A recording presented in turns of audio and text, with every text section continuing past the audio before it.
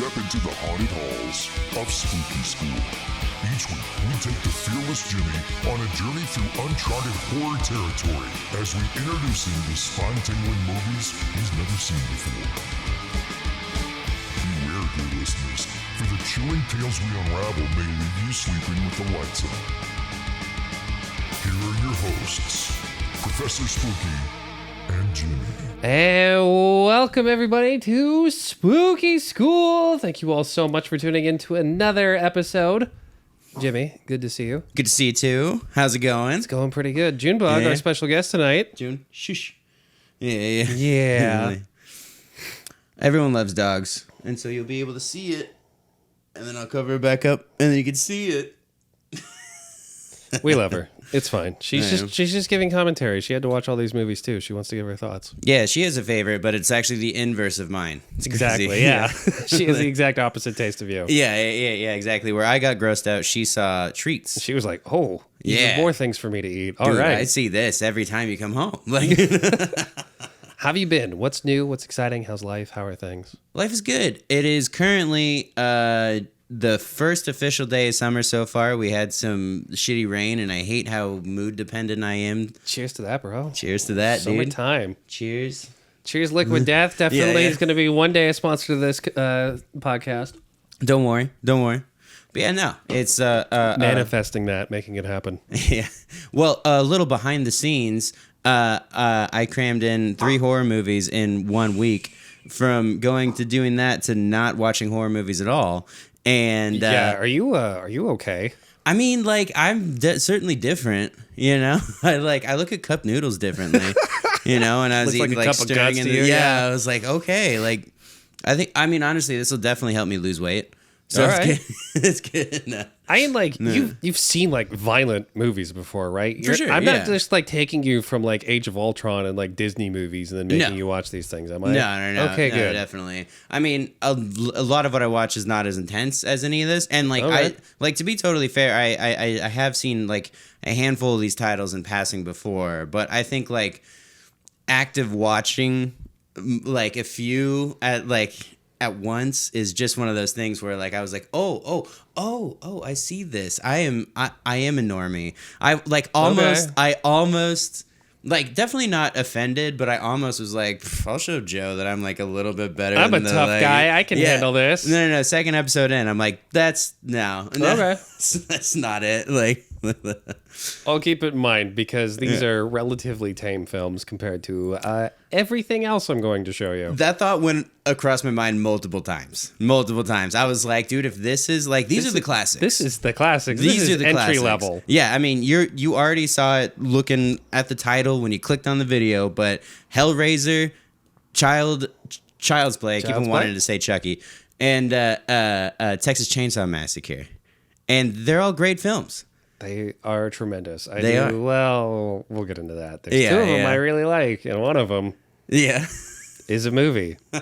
However, I want to put the right foot forward here going forward with this podcast because I feel like I made a huge error, and I want to humbly apologize to the cast and crew of Friday the 13th. Oh, okay. We were pretty harsh on that film, and I talked a lot of shit for a guy who was not in focus the entire time. And that is just like the basics of video production, not even filmmaking at that point, right? We were just pointing up a camera, shooting it at us.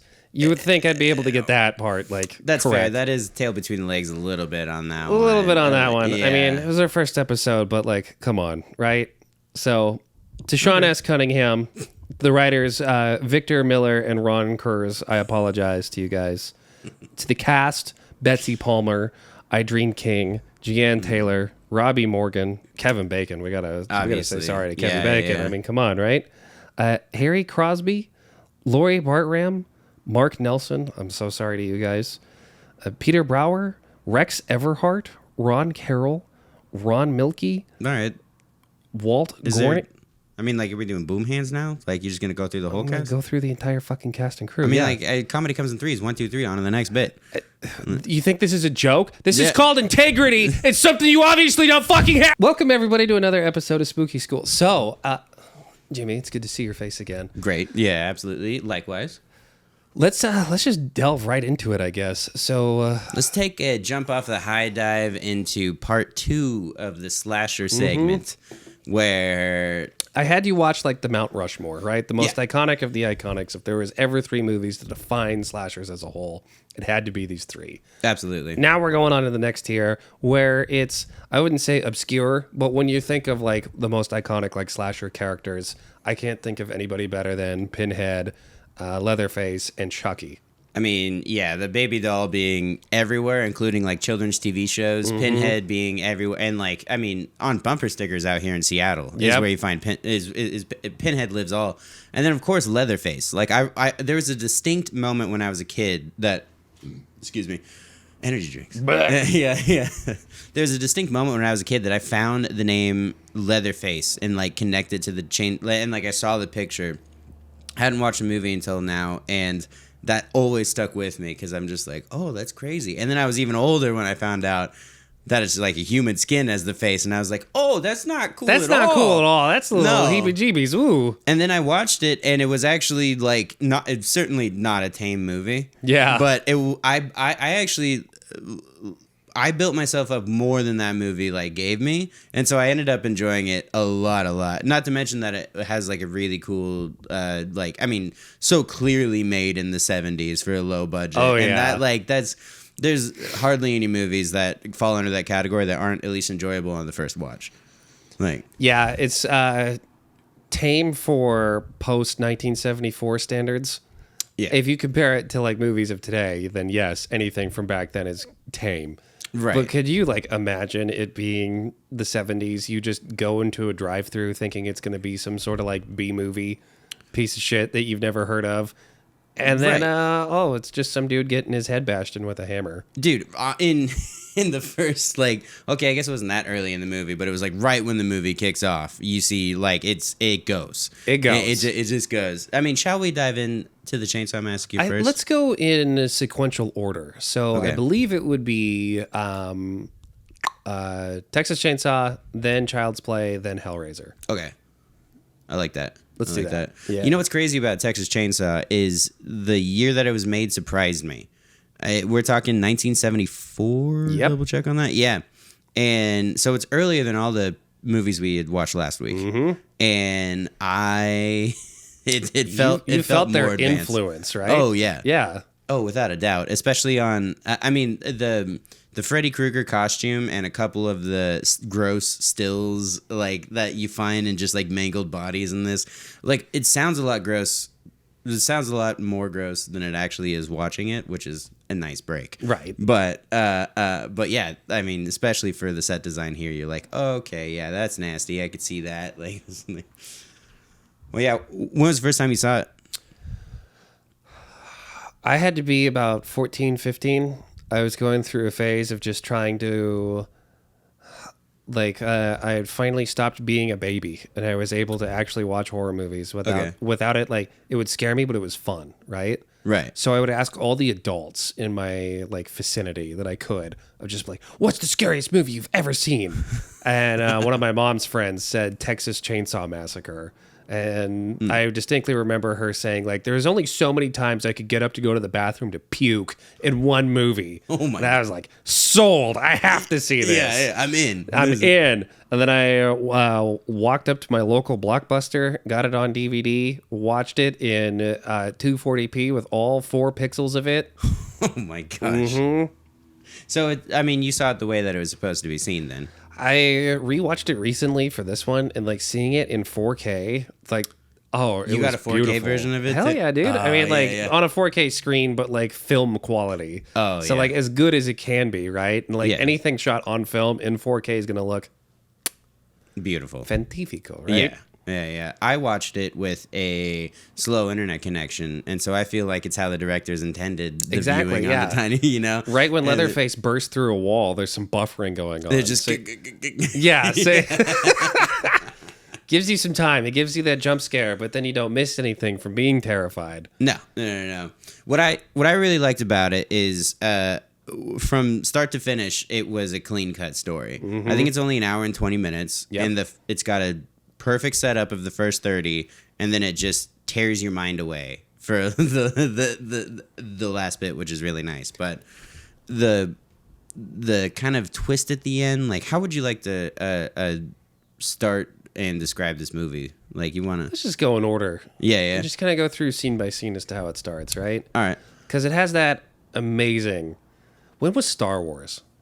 1977. Okay, Star Wars ripped this movie off. Yeah.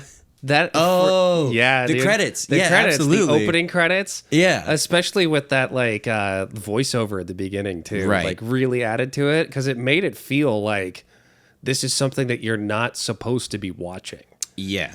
Just like, no, this is totally true, and this could also happen to you. Well, and the way that they set, like, right off the bat, it came out in 74, they set it in 73. Mm-hmm. So it's like, oh, this new story probably happened. And so if everyone believes...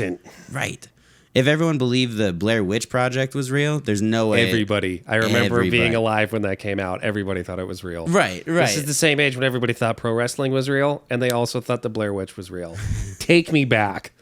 Those were the best days to be alive. Yeah, I mean, our peak was, honestly, probably September 11th. Yeah. I remember thinking that was real the first time I saw it, too. Yeah. We'll definitely get flagged for that one. Just kidding. Just kidding, CIA. Don't come to my house. Looking at Tower 7. Anyways.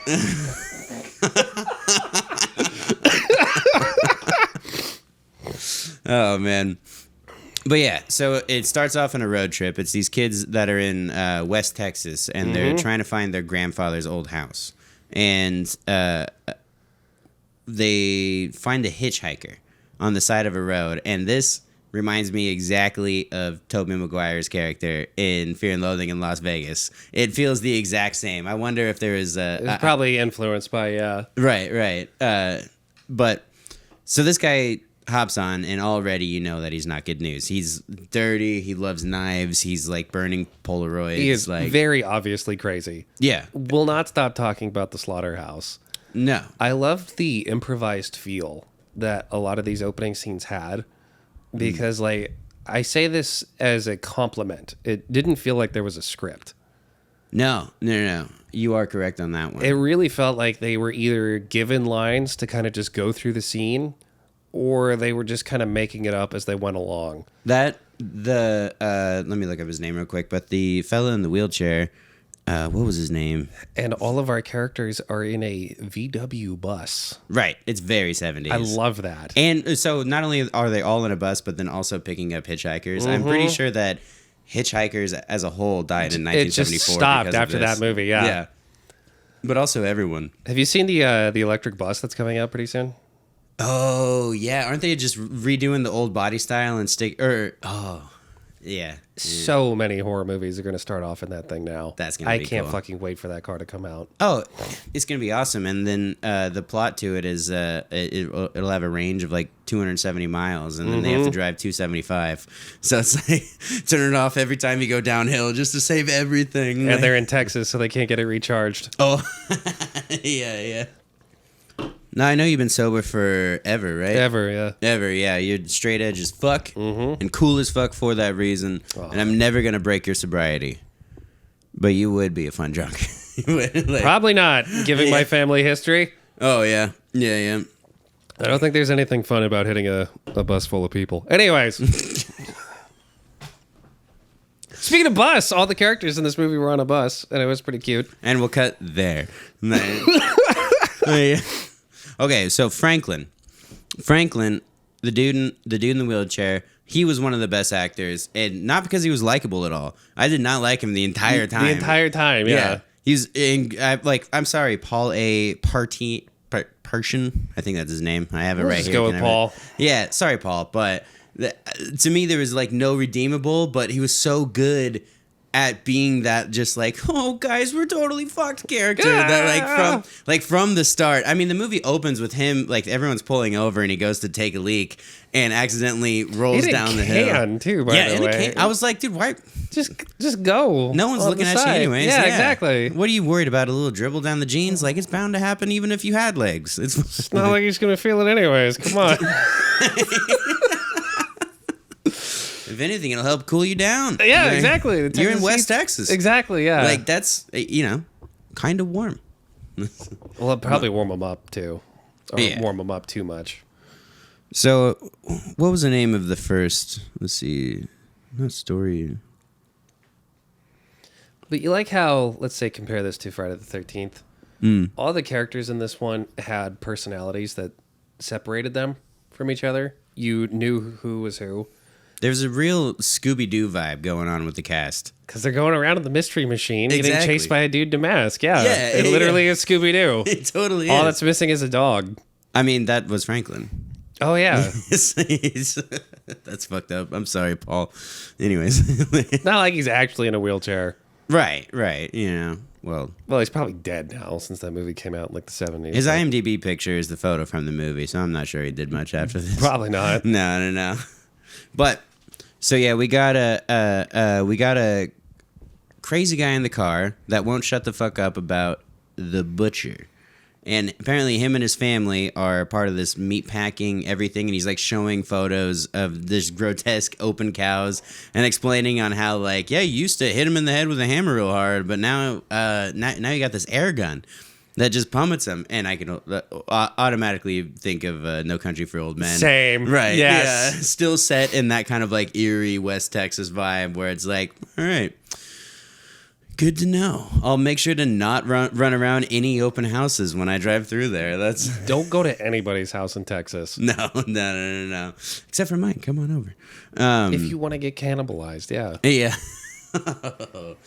By me though, so don't worry. Mm-hmm. In a sexy way, yeah. Yeah, it's cool.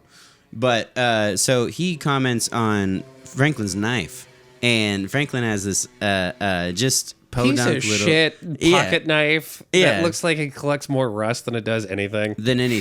And the hitchhiker takes it all down his hand and just like this is before that kind of psychopathic behavior is being caught in like melodramatic emo music videos now. So this is 74, preparing like The Cure hasn't had time to be sad yet in 1974. So this kind of behavior I can only imagine in a theater like is the first like stomach curling like, oh shit, what is going on? Like he was already pretty off-putting. He didn't have any idea what he was going to do, and then out of nowhere just is like, guess I'll stab myself.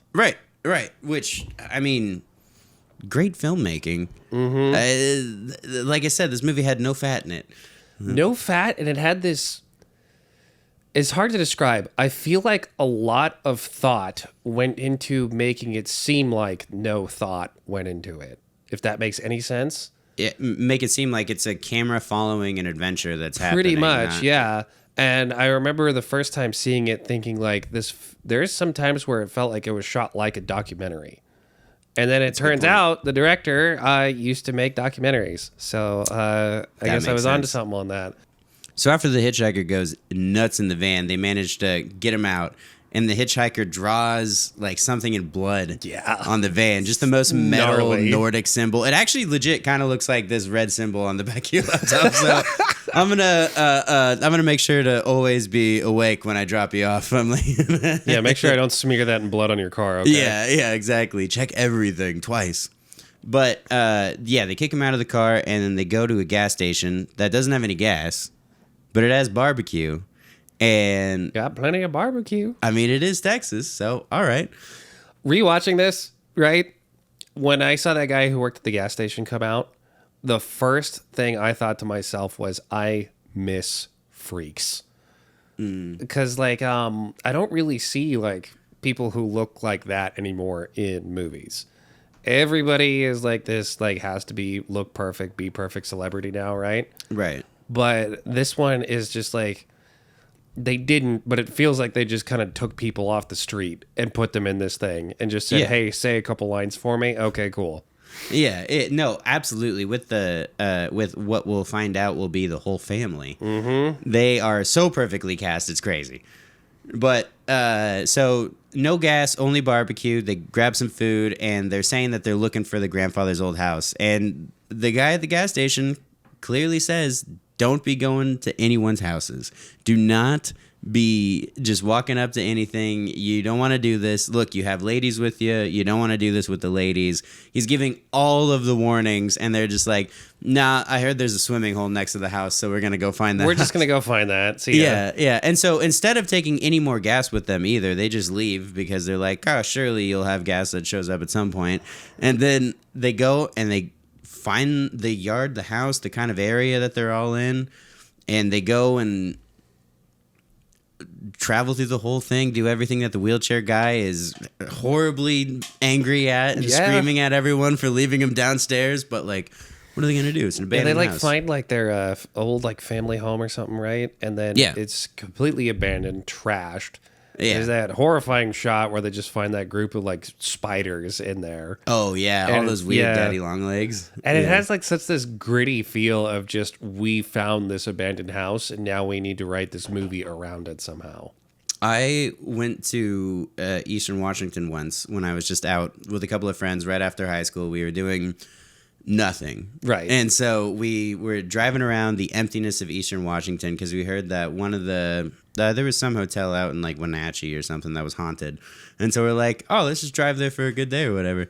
And flashback, we did that out in the middle of nowhere, Wenatchee. We just found abandoned houses with like books, children's books, and like all these things. Oh, like, that's cursed. Oh, right. Yeah. I didn't touch anything. I did walk into the house, but there was no door on it.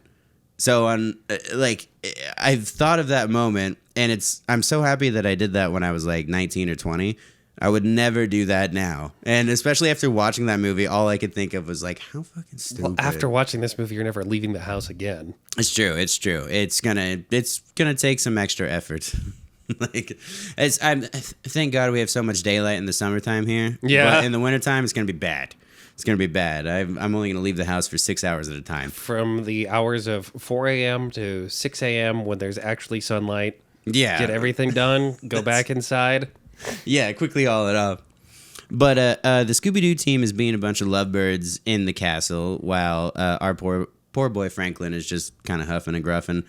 But they remember there's a swimming hole. They all go to the swimming hole. But before they even find the swimming hole, we get two of the characters. Do you remember exactly which ones? No.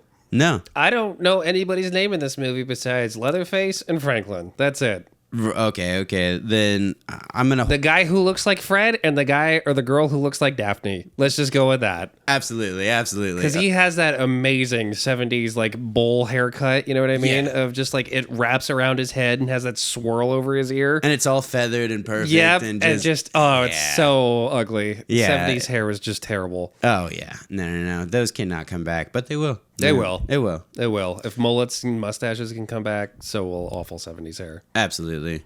But because it's a horror movie, for no goddamn good reason, this guy just stumbles across a house with his girl and decides to just find if someone's there. I can't even remember the motivation of why he just went up and started knocking on the house. I think it was because they found a gas generator.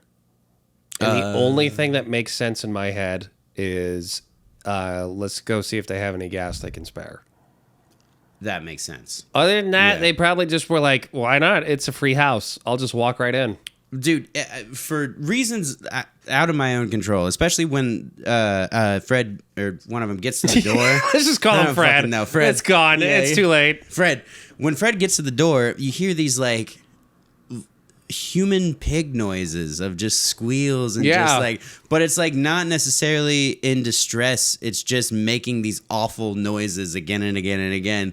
And he decides to go further into the house and just go hello. I mean, this is one of my things that I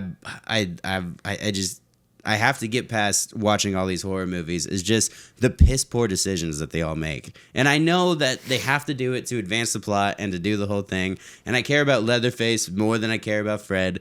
But like, you actually know Leatherface's name. That's true. Yeah. And I don't even know if they said the name in the movie. Probably you just not. No. It's like Jason.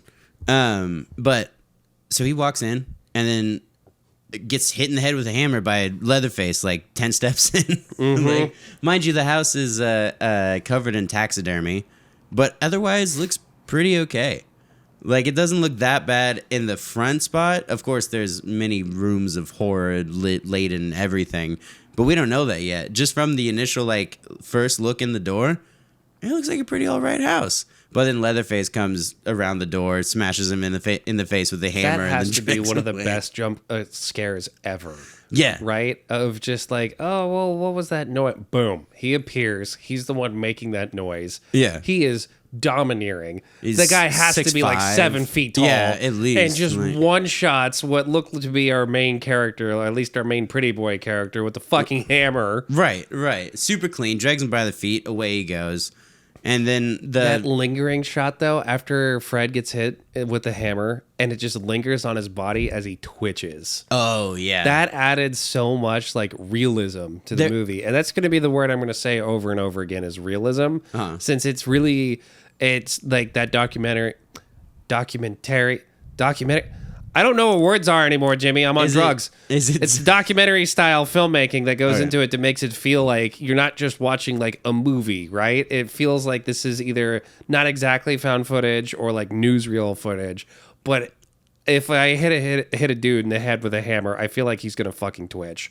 Yeah. Whereas if it was like any other director after this movie came out, right?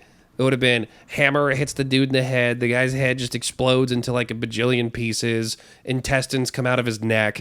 Yeah, absolutely. No, that's a really good point because from even the first and second kill, you see some grotesque thing. Because like right after that, Fred's girlfriend is kind of waiting on a swing in the yard, and then decides, "Oh, Fred's not shot here yet." In the movie too, right? Yeah. When she gets off the swing, the camera goes underneath the swing and is looking up as she's walking towards that house. That is such a fucking good shot. It was so cool.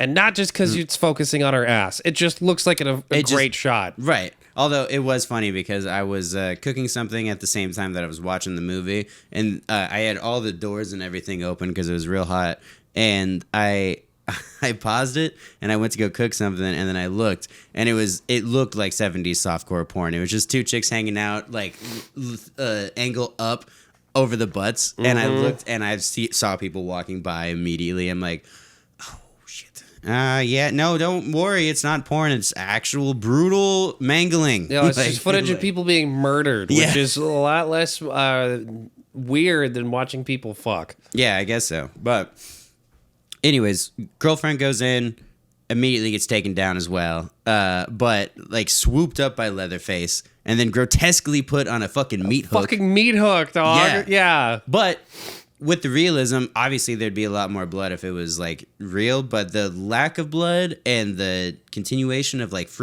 people freaking out, like that was scarier than it just being a gore fest.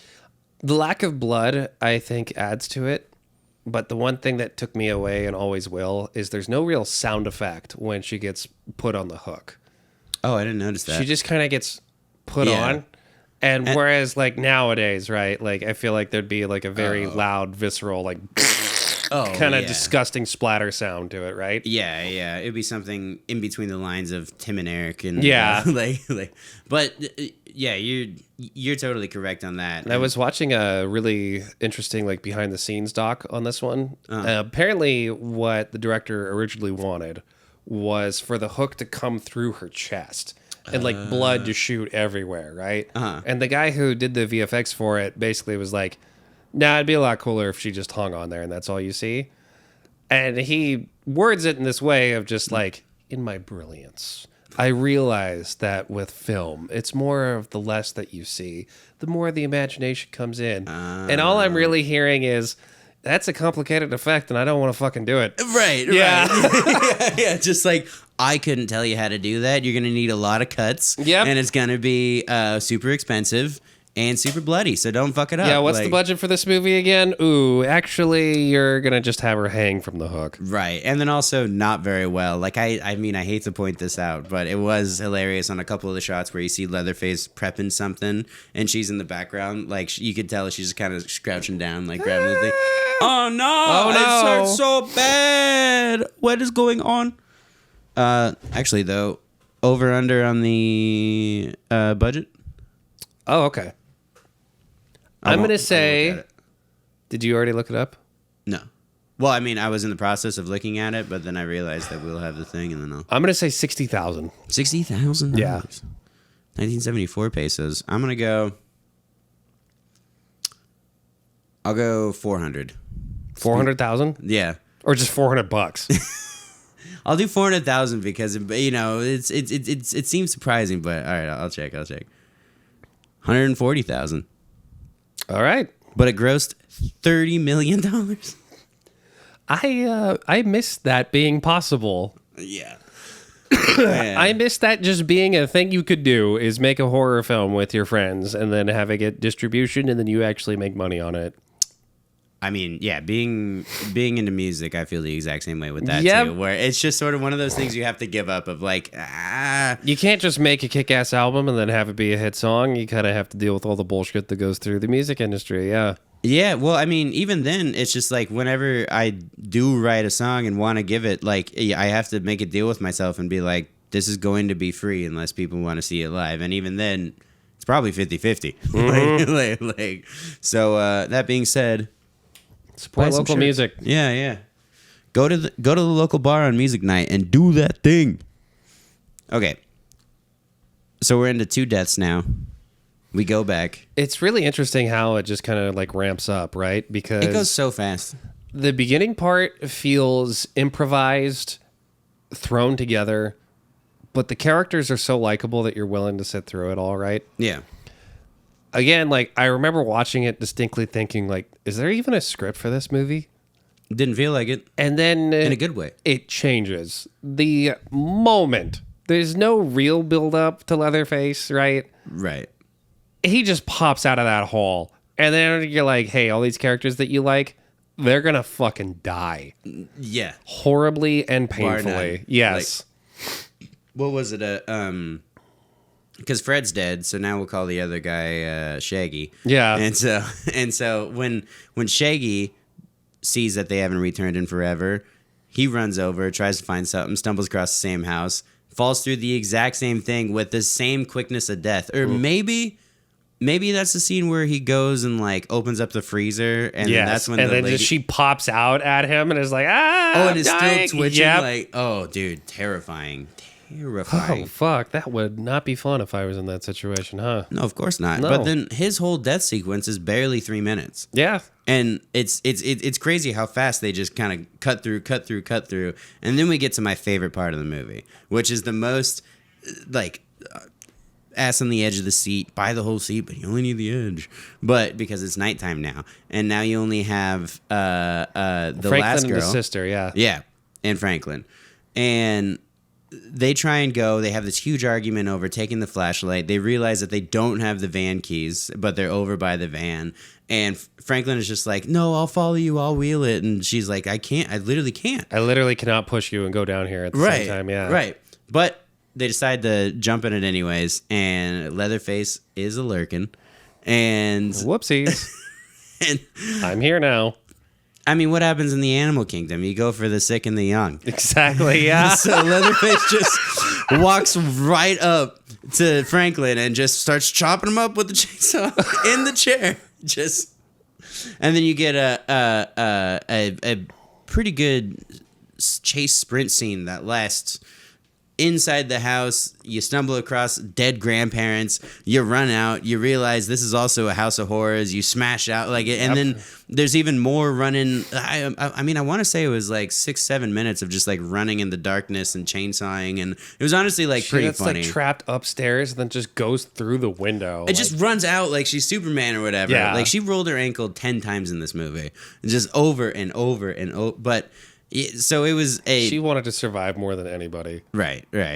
And it was almost comical how long that chase scene lasted. Like it felt a little 90s cartoony after like minute 6 or 7 of just like, because mind you, the only thing you like throughout most of this movie, the only thing you're doing is hearing her scream. Yep. That's the entire, like, I can't remember too many memorable like audio moments other than the last half of the movie is just her. Yeah.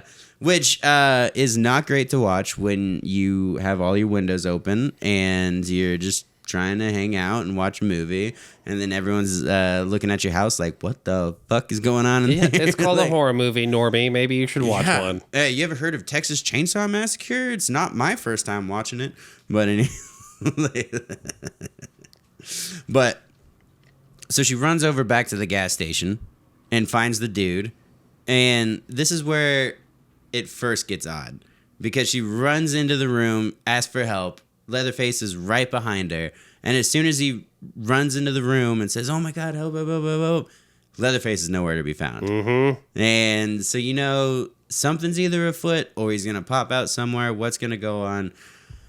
Turns out the gas station clerk is also a piece of shit and goes like, "Oh no, let me just bring the truck around, and there's no phone here. We can just go talk to the cops and we'll go meet up with them." So he leaves and then comes back with like a coffee sack and rope, and it's just like, "No, it's totally cool. Just get in here. Just get in here. Yeah, it'll be fine. Don't worry." And then there is just a lot of awkward struggle that you're sitting there watching, going like, "All right, dude, yeah, that's pretty awful." She ends up in the burlap sack, and then as he's like driving her back to the house, he's like hitting her with like a fucking stick, and the whole time he's like, "Yeah, you just have to cooperate. Don't worry." Yeah. It's all like, good. I feel like even if she does cooperate, she has a lot to worry about. There's probably going to be some not good things happening to her. You're not making a good case for yourself. Exactly. You definitely didn't take debate club in high school, sir.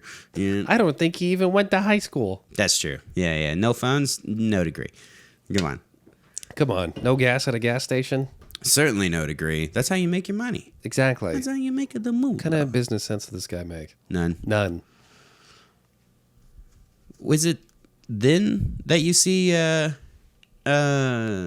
hitchhiker? They didn't give him much more of a name. They didn't give him really much more of a name, but yeah, as he's pulling back into the house, and then that's when you see the hitchhiker, and the gas station attendant gets out, starts wailing on him.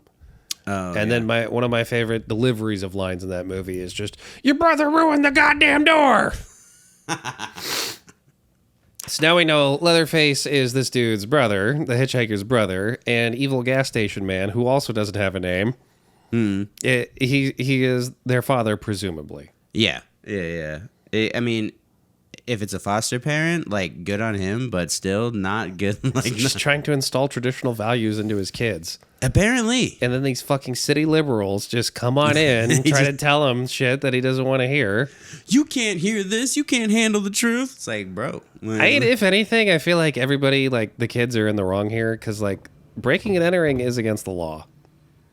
I was thinking about that. I'm not going to lie. You have every right to defend your property. I know it's the 70s. I know it's a lot more free. I know that, like, there's a lot more, like, at least perceived everyone can get along. But, like, they were way too cocky just going into fields. We ran around. And I was like, they got what's coming to them. I'm sorry. It's what happens. You could have just ran away. Yeah. But you didn't.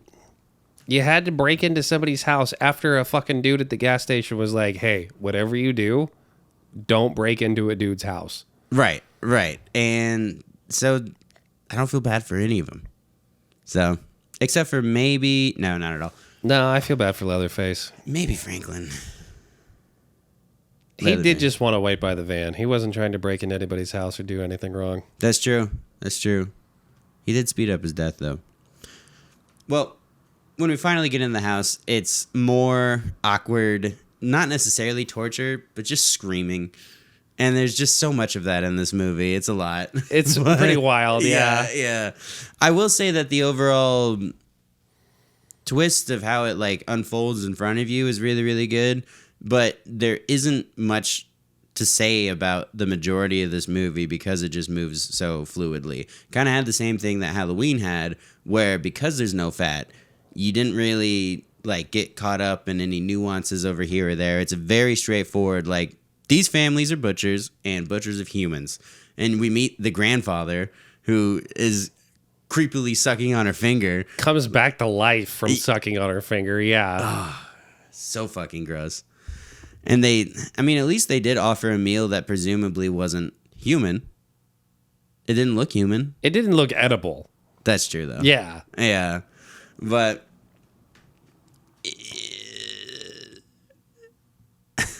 don't even know how to put this ending. So they try and kill the lady, but they try and have Grandpa do it. Mistake number one. Yeah. Grandpa's like 250 years old. Minimum, yeah. This guy, I mean, he doesn't look like your standard old guy at all. He looks old as shit. He looks like a mummified person already. And to kind of throw back to what the hitchhiker was saying in the beginning of the film, he said, "Oh, don't worry, your death's not going to hurt. We'll have Granddaddy do it. He's the best." And it's just a hammer and having her head over a bucket and then just trying to hit her head into the bucket. And Grandpa can't even hold the hammer. Because he's too old. He's too old, and he keeps on dropping it, and she keeps on flailing. And it's just this 120 seconds of what the fuck is going on here before finally she breaks through somehow and, like, runs. And Leatherface and the hitchhiker are chasing her hardcore, and it just got to be daytime. So she's probably safe, but we'll see. This is pretty intense. So she runs out into the road, and Hitchhiker's following her close and, like, toying with her. Like, he can definitely catch her, but he, like, runs around her and kind of, like, does, like, some creepy instead of, like, a full, like, snatch and grab. And which leads to his demise because there's a semi-truck going, and she runs out of the road, and the semi totally flatlines the hitchhiker. Just gone. Yeah. And, like, I know it was probably easy to set up those effects because it had to have just been a dummy, but it did look really good. They ran out of money by that time, and so they just ran that dude over for real on camera, yeah. We can't pay you, so... Sorry? Turns out we don't have to pay him if we just kind of hit him with a truck. Yeah, he said before he couldn't read, so... But, so, he's out skis. Leatherface is right behind him. The dude pulls over and tries to help. Leatherface is trying to chainsaw everything in, and it's a really cool, fast scene.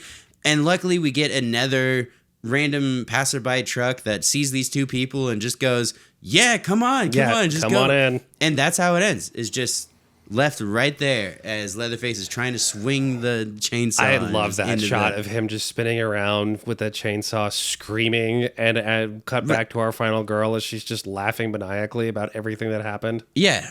Oh, absolutely. Absolutely. And because they humanized Leatherface a little bit more in the end there after getting beat by his dad and then just like wanting to hang out, and his dad's like, "Get the fuck out of here." Just like, so you see this big gargantuan murderer just like, "No," and then like kind of go. So you feel for him a little bit, but then you realize he's still like a killer. Yeah. Yeah. He probably doesn't realize what he's doing is evil, but yeah, no, I mean, you have to think if you're born in that, like, where do your morals jump off? But yeah, that's not what this podcast is about quite yet. Still getting my philosophy degree.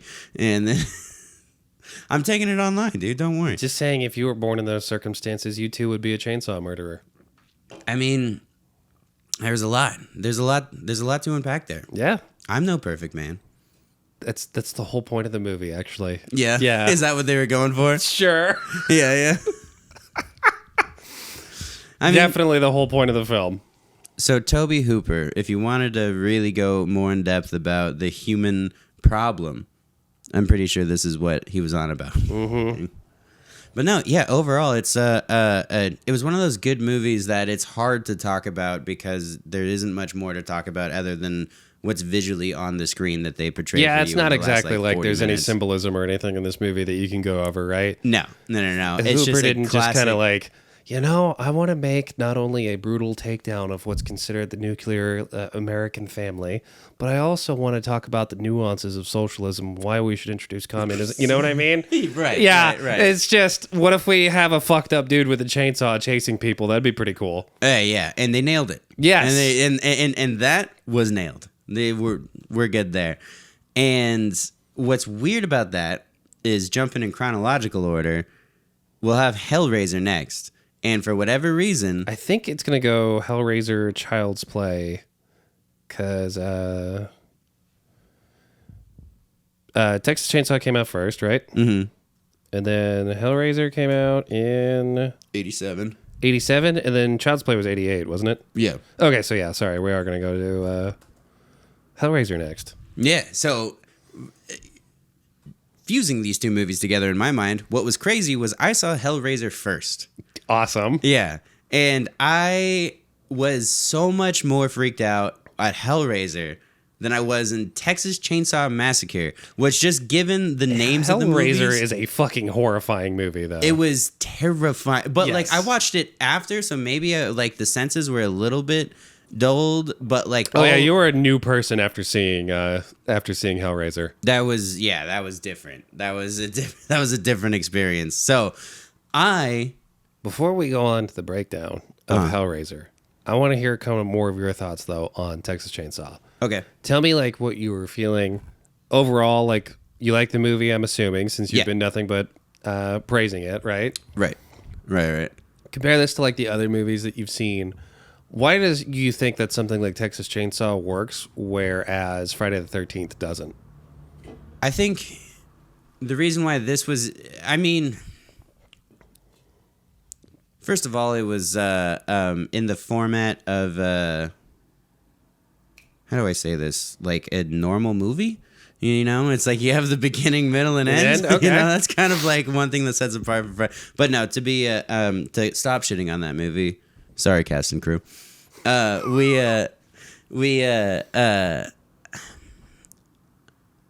like that it was one fluid idea, and there was just... You get what you get, and it's a good thing that you get. Texas Chainsaw Massacre, to excuse being like kind of gross with the with the similarity here, but it's kind of like going to just a quality steakhouse and getting the steak and potatoes of the movie you're wanting to go to. And the reason why this sets itself apart from a lot of the other movies is just because this is a legitimate, like, you could taste the grass-fed, the whatever, like, it pairs with a nice wine. Like, this is just what it's supposed to be all the way through. And I'm not going to lie, I think, it's an hour and 20 minutes? It's a short movie, and it should not be any longer. It was just exactly what it needed to be, and I respect it for that. I don't know if I'll be jumping on and watching it again and trying to get, like, my friends who haven't seen it to watch it, like, immediately. Eventually, definitely. But it was fun. There was there was not even time to add quirkiness or like to unpack the low budget. It was just an hour and 20 minutes of a story. Yeah. I feel like both Friday and Texas have some weird pacing issues because there's a lot of scenes, especially early on in the beginning, where Texas really like drags on, it feels like, right? Where it's just kind of dragging on for this. Shift. Yeah. Well, dragging on for the sake of it, of just trying to fill up time. Because like the Franklin's just trying to talk about like the slaughterhouse and they just hold the camera on him for like a minute and a half talking about the slaughter process, right? Yeah. But that's interesting. That's cool. I feel like I'm learning more about Franklin. Yeah. And the way that Franklin was portrayed on camera, I can't tell if that is Franklin the character or if that is the actor portraying Franklin trying to just come up with some shit to say. You know what I mean? Right. And again, that sounds like I'm kind of shitting on the movie. I mean that in a good way because it makes the character Franklin real and likable. It felt bad when he died. I didn't want to see him die. But he did anyways. Especially not in the horrific stuck way that it was. God, that was brutal. Hey, Franklin. Nice knowing you. Thanks for coming. Dude. Checks in the mail. Yeah. Don't worry. We added on the hitchhikers to yours. So we can, you know. Whereas, like, Friday the 13th, the characters to me just weren't that interesting. There was a lot of the same trying to fill up time, but not doing it in an interesting way. Yeah. It just did right with the thing that it was supposed to do. Exactly, yeah. Yeah. Do you want me to give it a rating score? I want to do our...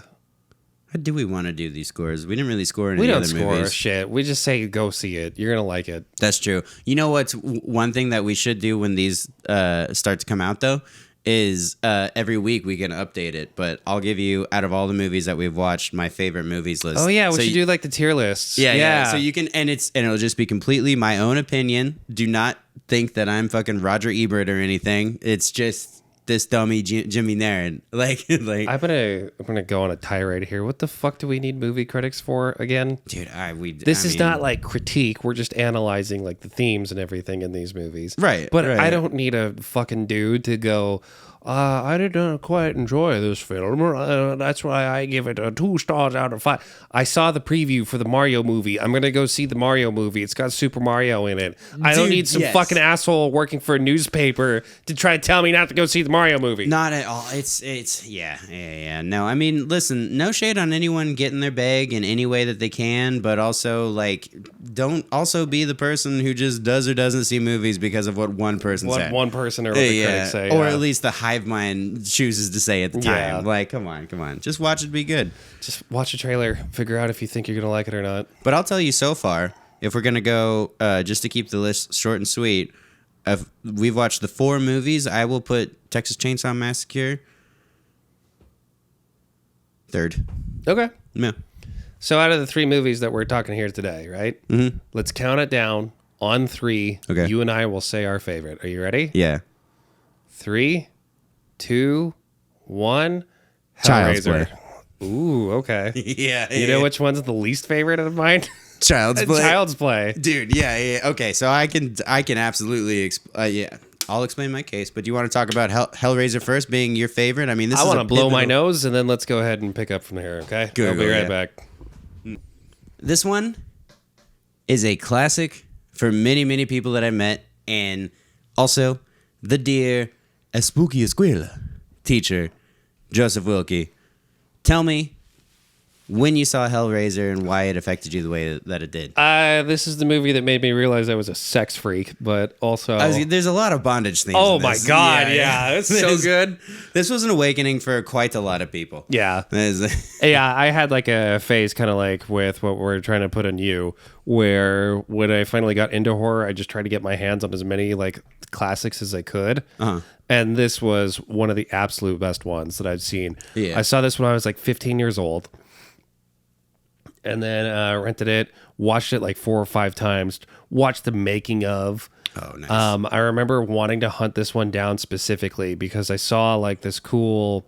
There was some documentary on TV somewhere talking about horror movies, right? Mm-hmm. And they interviewed the director of this one, Clive Barker.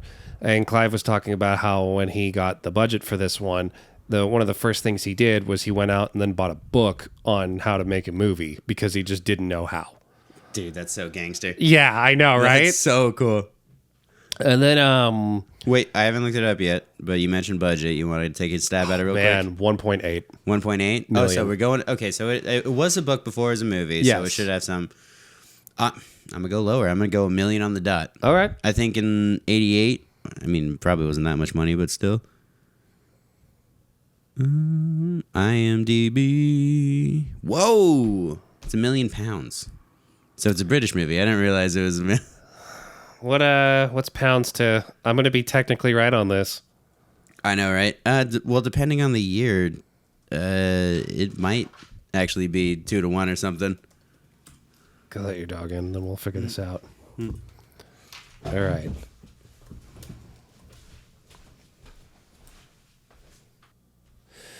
$1.27 million in 1987 is the equivalent in purchasing power of about $3.4 million today. Damn. Okay, so you hit everything adjusted for inflation, and I hit the magical number for whatever. You just you got it in British money. Yeah. I got it in the Queen's dinero. She's not a queen at anything no more, dumb bitch. Well, do you think she got the cube?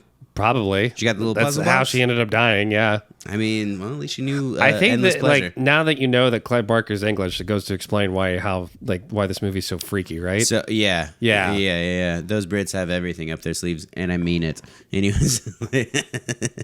But, okay, so you saw this as a child, and so, thematically, did you know who Pinhead was before you saw this movie? Yeah, or just because it was like one of those characters that's like so iconic, you kind of pick it up through cultural osmosis. Yeah. Actually, is that even a thing anymore, cultural osmosis? I mean, I don't know. All the 21-year-olds right now look like Nirvana, so... They all look like Nirvana, but like that's probably because they like saw Stranger Things or some shit, and that's why they want to try their hardest to look like that, right? Yeah. What I mean by cultural osmosis is like you knew that iconic like Luke, I am your father before you ever saw Star Wars, right? I want to say yes, but I've just kind of always let's been just say around yes Star because you Wars. get what I'm talking about with that Yeah. example, right? Yeah, Is there exactly. anything even close to that anymore? No, because the conversation goes like, "Oh my God, have you seen this thing?" And it's like, "I don't have Prime. Have you seen this thing? No, I don't have Hulu. Have you seen this thing?" You know, it's like, which people are being good and not cracking everything. Crack everything. This podcast 100% condones and supports piracy. Do it. Fuck HBO Max. Don't pay for that piece of shit app. Steal all of their shit. That's Joseph's opinion. I only support piracy if it's on the seas. I support piracy in general. 100%. All forms of... Unironic, and I mean that with certainty. I will DM me. I will teach you how to torrent. It's easy. Anyways, what were we talking about? Hellraiser. Hellraiser. If you haven't yet, you absolutely need to see the music video for Hellraiser by Motorhead. You're right. You told me to watch it, and I hadn't watched it. Fuck. I'll spoil it for you. Okay. Lemmy and Pinhead play poker. That's awesome. Is that not the greatest music video premise ever? Dude, absolutely. That is so amazing, right? Wait, so when did the music video come out? I want to say it promotes Hellraiser 2 or 3, so whenever those movies came out. They were promoting Hellraiser? I didn't realize they did deals like that. Mm-hmm. That's fucking sick. Oh my God. Like Hellraiser, the song first came out, Ozzy Osbourne did a version, but Lemmy was the one who wrote the song. And then Hellraiser, like one of the new Hellraisers was coming out at the time.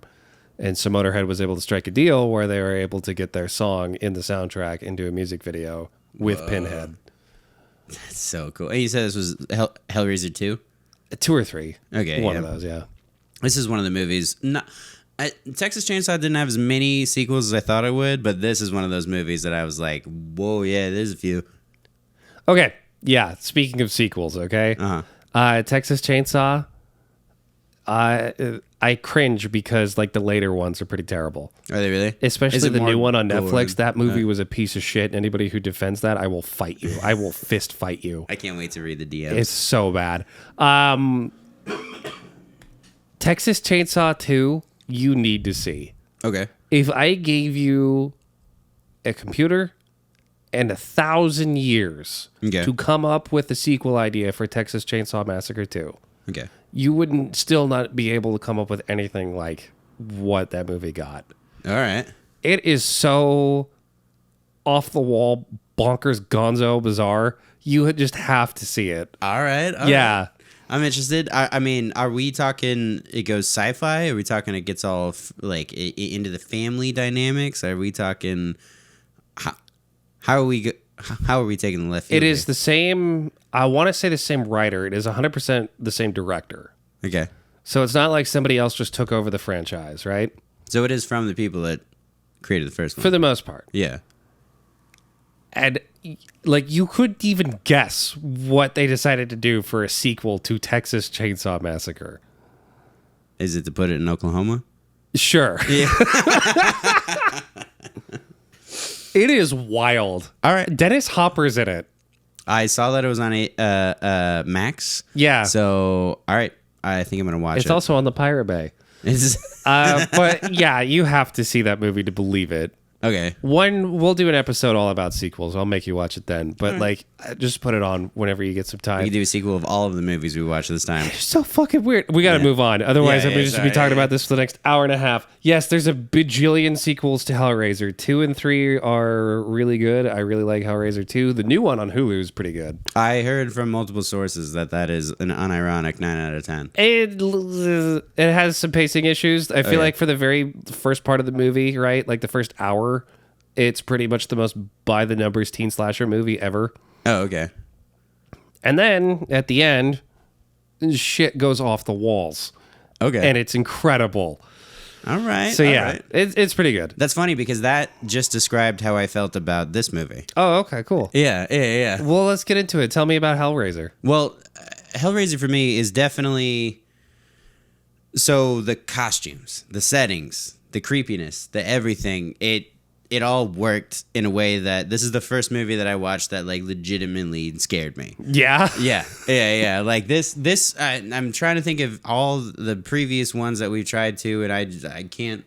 I think this was the scariest on my end. Okay. It starts off with a bang, where the guy has the candles, and he found the box, and he's in probably Morocco or Egypt or somewhere talking with this guy. Some weird sex dungeon thing, sure. Yeah. And it's like, oh, this cube chose you. This puzzle box is all you. And so it cuts him into doing a seance, essentially, and then it just shows hooks driving into him and pulling his body apart. Yeah. Like, just... What a way to start a movie. Starts off with a bang. And then it goes into this weird soap opera of this mom, or no, not mom, but it's a husband and wife that just got this house. And it must be inside the family house, because I guess the brother was living in it. How did they acquire this house? Do you probably know? like it's just like a family home, I think, or the brother's missing and it was probably his own home. Okay, that makes more sense.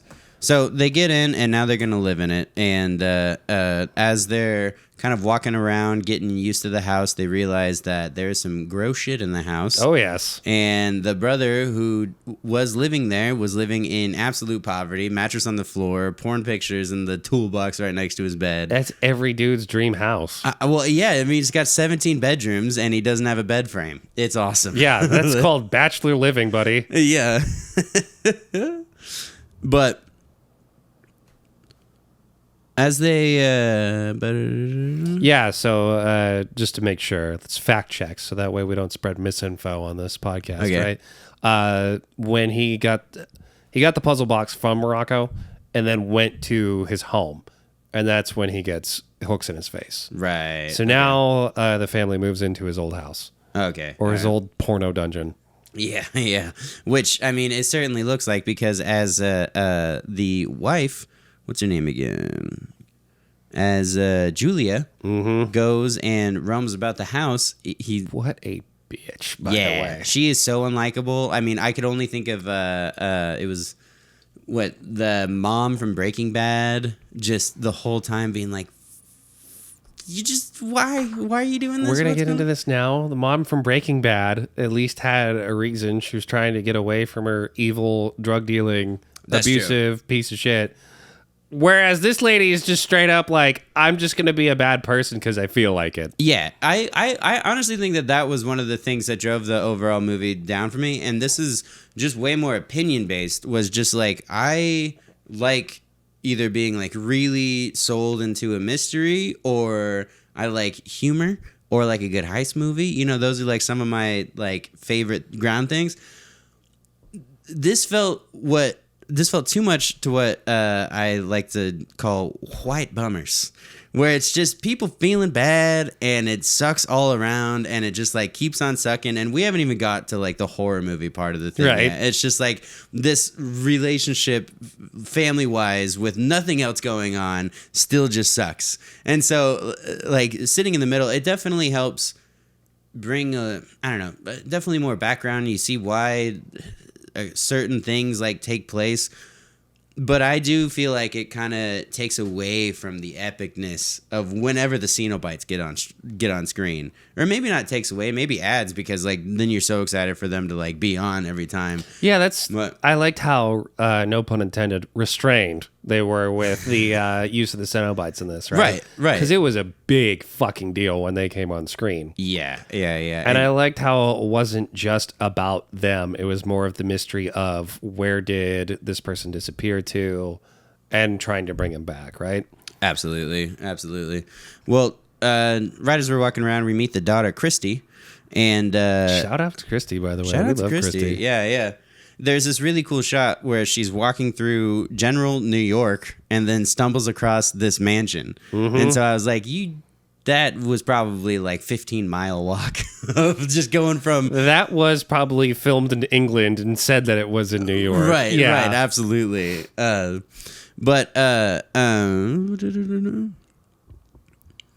We we get a couple flashbacks to a backstory as Julia hangs out in the missing brother's room and finds a picture of him and another girl and cuts out the other girl and then puts it into her pocket. And then we have this crazy flashback of her and like a total telenovela of her and brother Frank just like showing up at her door in the rain and then just being a dick to her and then them making insane love. Like it is the most stereotypical telenovela, like 1, 2, and 3 that they just planted in this 15-minute bit. Well, it's because like Larry's boring, you know. He's safe, he can provide, but you know, the passion just isn't there. Whereas Frank's a bad boy. He's a bad boy. It was a cross between the Fonz and Jared Leto's Joker. All right. You couldn't take him seriously enough as a bad guy because it was just too kitschy, but you couldn't take him jokingly like the Fonz because he had that edge to him. Well, he really came across to me as more like a dude who, if he came up to you at a bus stop and asked you for a cigarette, would punch you if you said no. Oh, 100%. Like, he wasn't just like bad. This dude came across as like genuinely unhinged. Yeah, very, very uncomfortable. Oh, man. But as she's reminiscing like this, the husband, Larry, he cuts himself horribly on a knife that's sticking out of the thing, and he's bleeding everywhere. And it's like, from this, I should have known, from the opening with the hooks and from the little cut on his hand, I should have started from there knowing that this is going to be a different ball game. Because there is so much blood on just the one little cut that he does. Granted, they do say he needs stitches. Yep. But he's bleeding all over this attic that he runs up. And it's very like, oh, Julia, I can't bear to look at, please. Like, I mean, I kind of see why Julia's doing the thing when he does that. But still, this blood gets all over the floor. You know who wouldn't be complaining? Your brother Frank. You know what he would be doing? Fucking me until I bled. That's why there's no passion in this marriage anymore. No, absolutely not. But the blood goes all over the floor, and then we see this gross shot of it leaking inside, and it's then just so good, dude. I loved it so much. It reminds me of The Thing, that it's like this blood lands on this weird little thing, and then it just starts pulsating and slowly coming to life and everything. But we cut through. He goes over and gets the stitches and then comes back, and they're having like a get-together dinner thing. And again, Julia just could not be more disinterested in anything going on. Yep. It's a really, really weird dinner party with like some sexual tension between Christy and this other guy who's like eating a cigarette or whatever, but it's fun. They all seem unenjoyable, but Julia just has had typical American family. Right. Yeah. But Julia goes upstairs into the room and finds finds a gross figure just crawling around, going, it just immediately freaks out, and this guy going, don't look at me, don't look at me, I'm hideous. But you find out that that's brother Frank. Yep. Being brought back to life, and he goes, well, you spilled some blood on the floor, turns out I need to eat blood, and this is how I get better. And then Julia just spends like no time on it and is just like, all right, sure. How good was that dick? If she is instantly down to just be like, you need me to murder for you to just pipe me again? Oh my God, yeah. Down. Yeah. Done. Yeah. Say less. She looks like she's on way too high of a dose of Lexapro and has just blocked everything out other than like, this is the only thing that makes me happy is you. Yep. And just completely emotionless in it too. Like just like but yes, at this point in the movie, the movie wasn't ringing any bells for me. I was much more interested in the mystery of the box, and I wasn't getting that in at least the first like 25-30 minutes or whatever of it so far. And I feel like the kind of TV drama aspect of it kind of drew me back a little. I'll cut Clive Barker some slack because it's the first movie. You know, I don't know what was. You call it TV drama. I call it real character development. Yeah. I love this movie because of how distinctly shitty all of the people are. It is true. And like, I don't know if it's like I miss this because like so many movies now, everybody has to be like sterilized. You know what I mean? They all have to be morally good people, even the villains. I don't know if it's like part of that or if it's just, I just like movies where the characters are just genuine pieces of shit. I mean, and it's just so brazen how much of a piece of shit she is. Right. I mean, that I completely agree with you on. Like, I think that's just like a personal preference of why I was like kind of getting uninterested in the movie at this part. But it's only because of, just that mood is just so much sometimes. And I'm just like, I don't know if I could do this. But that all being said, if we take away this thing that for some reason was bothering me so much, if we look at the set design of where they are, the outfits that we saw leading up to it, or not, I guess we haven't seen the Cenobites yet, but not yet. No, they're coming. But it looks, as far as the gore and the grossness and the costumes of that weird, disgusting humanoid Frank, the first version, none of that looked fake. I'm pretty sure they just skinned a dude to make that. I think so too. That is what started the bodies exhibit because they needed to find a place for all of these, all this weird shit. And it was cool. It was bad people and crazy demons and a little bit of mystery. At this point, I wanted more of the mystery, but it's still a great. But now we're gonna get this absolute Medusa stone cold bitch going on a killing spree. That was pretty cool. You don't listen to Avenged Sevenfold ever, do you? Not really, no. There's a song called "A Little Piece of Heaven" that I was thinking about the whole time because the premise of the song is the guy loves his girlfriend so much that he kills her. And because he didn't want anything else, he just wanted to like cement the love. And the girlfriend came from beyond the grave to kill him, to seek revenge. And now they're both dead, and they go on a killing spree in the afterlife. Okay. And it's an awesome 10-minute fucking crazy orchestral piece. And it was immediately what went through my mind when she was like, yes. I had the fucking horns go off in the beginning just like it. And I was like, okay, I see this. And so this is where we find Julia going to a bar to pick up literally anyone. I mean, she's not a bad-looking girl, and she'll just sit down. Get anybody, and the first dude dumb enough to try, right? Gonzo. Oh, absolutely. Finds someone, brings him back to the house, shuts the door, tries to seduce. The guy does a couple dickish things to where you now have no feelings for him at all. You're just like, yeah, kill him too. He's kind of weird and creepy. He's just meat at this point. It doesn't matter what his backstory even is. Right. And what I didn't realize going into it is I thought for sure Creepy Frank is going to have some sort of like, okay, once you lure him in here, I'm going to kill. No, he's still weak. He doesn't have anything except for like current life right now.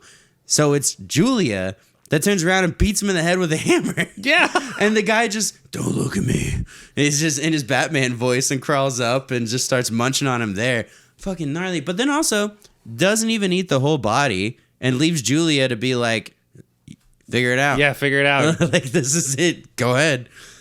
I never said love would be easy. Yeah. So she does this a couple times.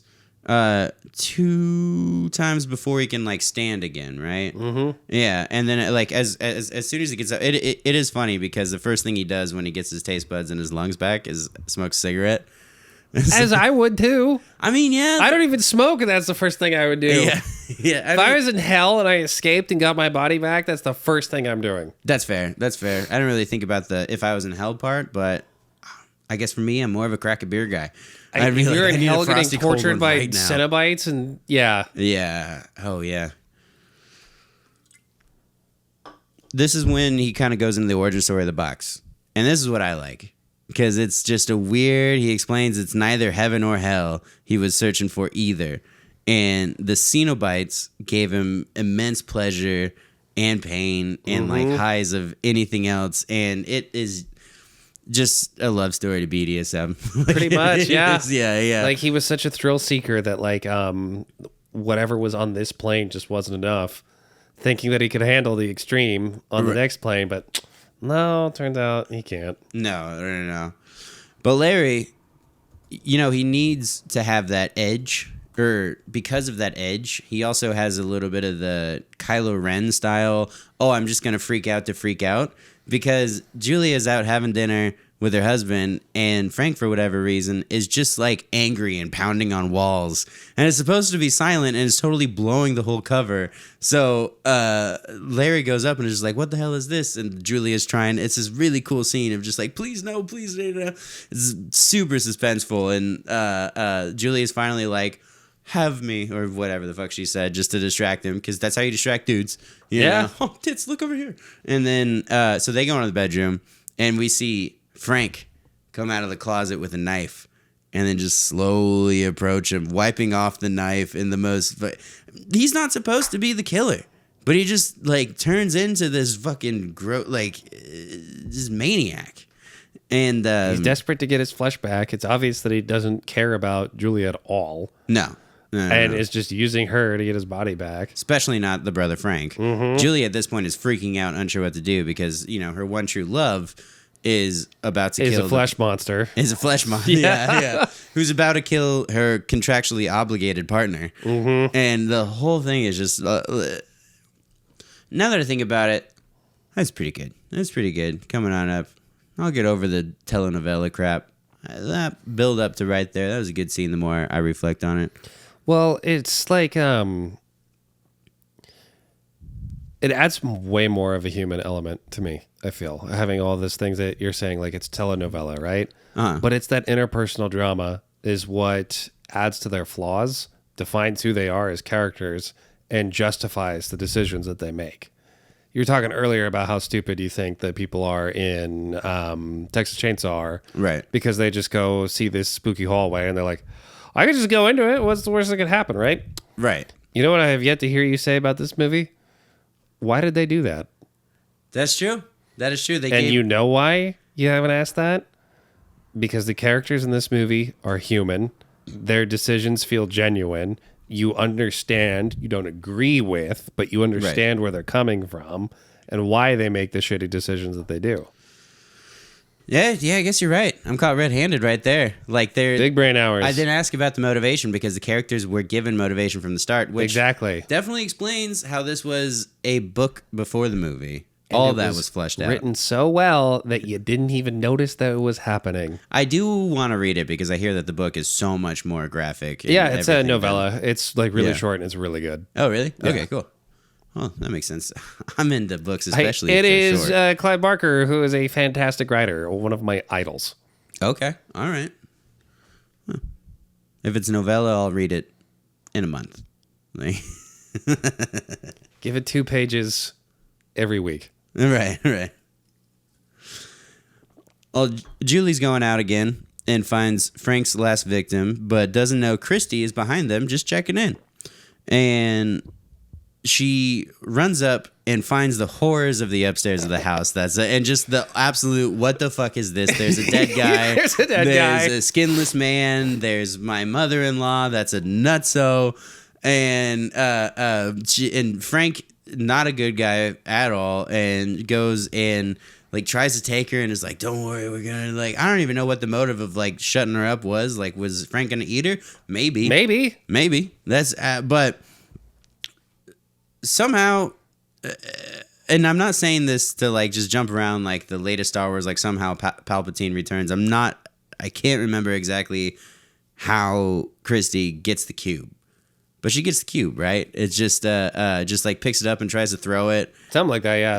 Yeah. And then sees it. Oh, and then she sees how Frank reacted when she picked it up, throws it out the window, and goes and grabs it and runs away. And gets out to... At this point, this movie was definitely shaping up better for me. The shift in the story, knowing Chrissy's perspective and having the house feel like a maze and having this like new chase kind of come on, this was what I'm on for, you know? But she passes out on the side of the road and gets picked up by a mental hospital for questioning. In some weird authoritarian world, they don't let her out or have any phone calls whatsoever and lock her into the room with the cube. So the fuck's going to happen other than she's going to play with it.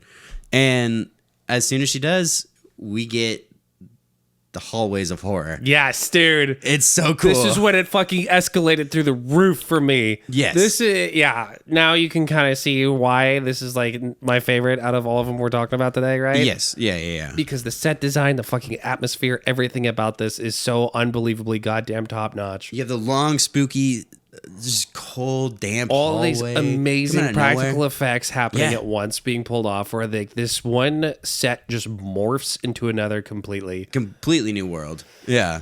And we then meet an insane slug monster where the head is on the cock and there is no head up here, and it's just like a scorpion looking thing.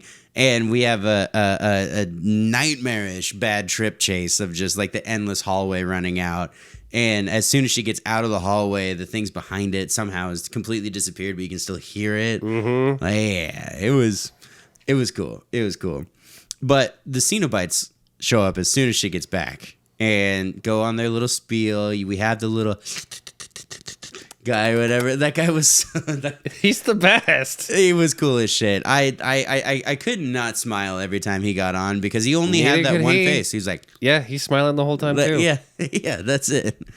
But so Christy starts bartering for her life and saying, because I think the Cenobite said like no one can ever escape us, and then she's like, oh, I know a guy who fucking escaped you. I just met you, and I know that you're a liar. Yeah. So Christy's a snitch, but yeah. But she barters for her life, saying like, "I'll give you back Frank, but you got to let me live." And they're like, "Well, definitely take us to Frank, and we'll fucking see." That's Cenobites are baller, and obviously the Doms. How fucking cool were these guys, dude? They are cool. They are cool as hell. Pinhead, which I know is not his name. What's his real name? Hell Priest. Hell Priest. There's a reason why he deserves to be on bumper stickers across Seattle. Jesus fucking Christ, what an amazing design, right? Yeah. Yes. I also like that he is not, if maybe the only one who actually speaks, right? I think so. Yeah. No, well, I'm getting all of them kind of like confused in my brain here. I know the chompy teeth one doesn't. He definitely does not, because all he can say is chomp, chomp, chomp, chomp, chomp. Yeah. No, there was like a girlish looking one, and she talks, doesn't she? Oh, I do remember that now. Yeah. I can't remember off the top of my head, even though I literally watched this yesterday. No, dude, I don't. They were great bad guys, because. Are they bad? Well, okay. Yeah, I mean, I guess not. Angels to some, demons to others. It's true. Is that going to be your next tattoo? It just should. The Cenobites all the way down? Oh, it should. Yeah. And that's like such a fucking good line too of like, don't cry. It's such a waste of good suffering. God, when they're on the screen, they just take over everything. Like you could take them out of the movie and the plot line of this pretty much still works, right? Yeah. You could just allude to like there's demons out there that are trying to kill me and I'm being tortured in here. Yeah. But then you bring them on screen. It helps so much more. Oh my God. It takes what's already a really cool movie and just elevates it to like timeless classic. Absolutely. And this is what I really appreciate about the movie is like, no matter what all my qualms, I think that's the word, is with it, the legend of the Cenobites it exists differently. It's kind of like... Is that a gunshot? I guess 4th of July is next week. Yeah. So my neighbors are meth heads. Well, you know it's a gunshot when you hear screaming afterwards. Well, it depends on where you shot them. Yeah, I guess so, yeah. No. So, yeah, the Cenobites live in a different world than anything. Kind of like, I would wager... Now, this is a much watered-down similarity, but it's kind of like the dark side... or like the Empire from Star Wars being just like it exists as a thing no matter what movie you're watching or whatever. It's just like, oh, these are like the big bad guys, even if they're portrayed horribly in a couple of the films or whatever, it's like, but it's just these are the shit. And I feel like the Cenobites is like 5-10 times more evil Darth Vaders, to say the least. Yeah, right. But so she manages to get out the way and run back to the house. And we realize that Frank stole the skin of his brother. Whoops. And is now posing as Larry. And Come give your daddy a kiss. So gross. Yeah, dude. Yeah. And like he's such a scumfuck that like that's something that you wouldn't put past him of him just like actually assaulting his niece. Yeah. Right. Yeah. I mean, out of everything, because we realize that the love interest, that Julie is doing all of these things for him. I mean, as soon as stuff starts to get really, really tense, and Christy realizes that Larry is actually Frank, and there's weird shit going around the house, and the Cenobites are coming back and everything. Frank just stabs Julie for almost no reason, and just kind of goes up to the wall, just, you're done here. And yeah, because he doesn't need her anymore. It's crazy. Like, because he's a piece of shit. Yeah. Yeah. But now we have Frank being on the stressful hunt for Christy. The hunt goes back into the Forsaken room, and Frank admits that he's really Frank and not Larry, and that's all the Cenobites needed to hear. Because she outsmarted him. I love that fucking scene so much. Absolutely. And then again, they just appear, take over the entire scene. Right. I guess this is supposed to be your movie, Frank, but I don't know if you know this. We're the Cenobites. Yeah. We kind of fucking rule. Right. And then what all builds up to one of the greatest kills in cinema history. I'll go ahead. You tell me. I want to know what was going on through your mind when you saw this. Oh man. It's pretty gross. First of all. Yeah. Oh, really? Okay. Yeah.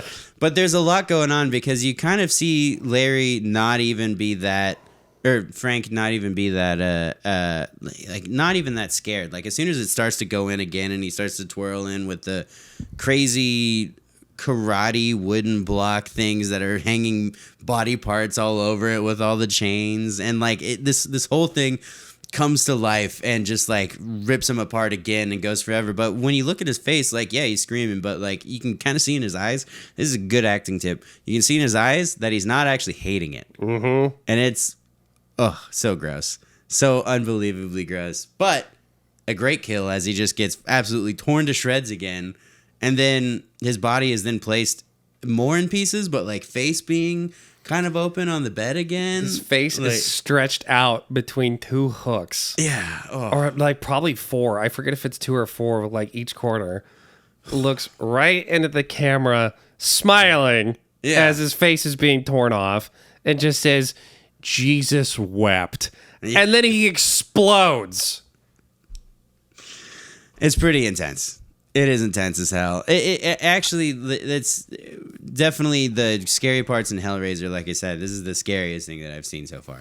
I want a time machine just so I can go back, 1980, whatever the fuck, and sit in a theater full of people watching this for the first time who have never seen anything like this. No.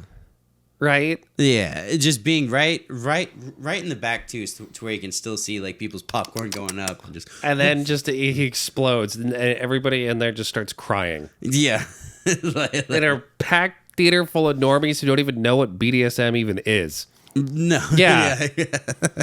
Yeah, this is an AMC theater, not one of the cool historic not ones. one of BDSM theater. Yeah. But somehow Christy's boyfriend shows up, which is another like weird. Like, he's just where like, did you even come from? Oh yeah, I exist, by the way. Right, and then comes back. We only see him like twice, but then it's a really cool little House of Horrors montage of each part of the house crazy moving, and she figures out that if she traps the cube in a certain way, she can get each Cenobite out. And then so she just goes and goes and goes and goes and goes. And it's this really cool, quick, like almost 80s action movie montage of just like getting everyone out. The house is starting to burn down, and everything is going down around her. And she finally just like gets all the Cenobites. Everything's safe. Even the big slug one comes back for a little bit, and a cool little, like, it's like Ghostbusters meets Satan. Yeah. Like, it's like, but what was really funny, I laughed out loud while I was sitting in that chair right there. as when the whole house burned down, there was just a chair that was perfectly intact but perfectly on fire as like the last thing. And I don't know why, but just as like a set thing, I was like, that's hilarious. It's I'm glad a pretty that cool they left set, that. Yeah, I'm glad that they're just like, why? Because fuck them. That's why. Fuck you. That's why. Yeah, exactly. Yeah, exactly. But something I didn't mention was there is this transient man that was kind of following Christy in for some parts of the movie. And this guy shows up again at the burning house and goes straight for the box and grabs the box and he's like on fire as he's just like reaching into the fire and everything. And then he turns into a dragon and then leaves with the box. Yeah. That was the coolest ending. That was the coolest way it could have ended. Was just the like and he goes into like the crazy like 80s looking legit dragon just bye flies off and then it ends in the same cafe in Morocco with the same seller and a new guy saying, oh, the box has chosen you now. Like, ugh. It's chosen you with this weird prophecy of you giving me a shitload of money. Right. Who would have guessed it chose you? Yeah, I mean, reflecting on the movie again, it's true. My initial opinion was I would rather just have this like a Cenobite style TV show more than I would want the movie just to see the adventures of the Cenobites. But the more I think about that, it really does matter more because of all the filler and because of it's not filler. Filler is Friday the 13th, where you show a lady walking across the set for like 4 minutes. True. That's filler. Okay, I think like why you don't like this movie is exactly why I like this movie, right? If this was anybody else besides Clive Barker, the whole movie would have just been about the Cenobites and would have been like so many shots, like close-ups of their makeup to show how cool their designs are and everything, right? Right. But only Clive Barker in his infinite fucking genius would go, I have this great concept for a like horror villain. I'm going to put him in a story that exists outside of that. It's true. That isn't genius. You know, and I will admit that a lot of my prejudice is coming from just being scared out of my goddamn mind.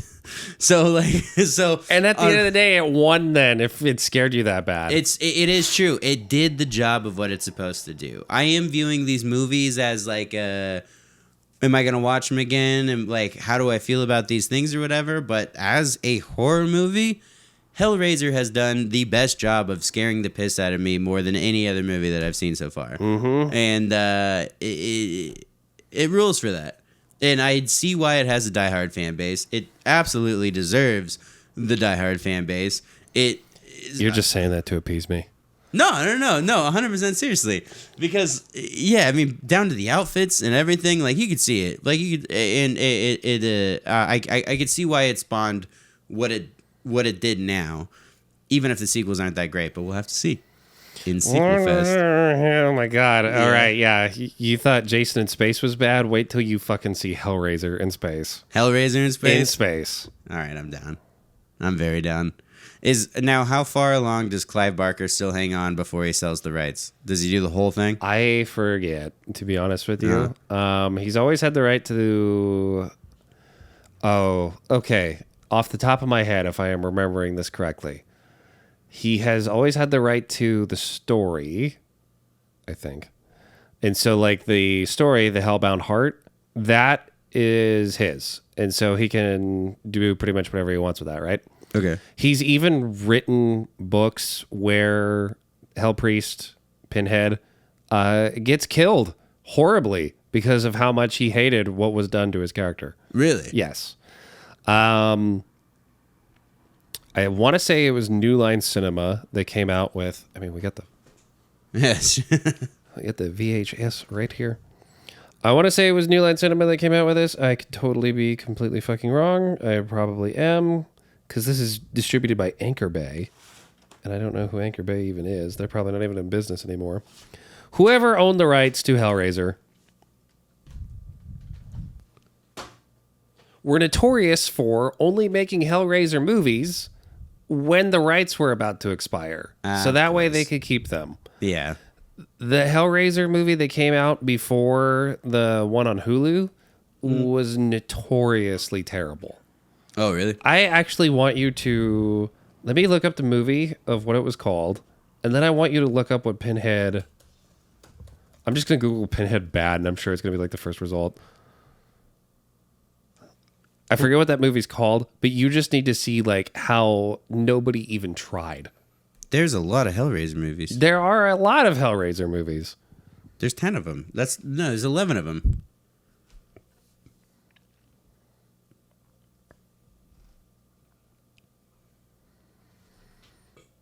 I want to say 4 of them are good. But yes, they are pretty terrible. Wow, your Wi-Fi's slow as shit. Jesus Christ. I told you. Oh my God. Okay. I'm going to find this. Okay. Google Hellraiser Revelations. Or just Hellraiser 2011. Dude, I saw a thumbnail and that's not good. Oh my God. Do you see what I mean about like no effort at all? Dude, that looks like a Halloween costume, doesn't it? That looks like the Bye-Bye Man with nails in his head. Yeah, that looks terrible. Yeah. What the hell? But it got so bad, the actor who's like famous for playing Pinhead just stopped doing the role because he would get these scripts and they were like, this is such a piece of shit. I don't want my name attached to this at all. Really? Yes.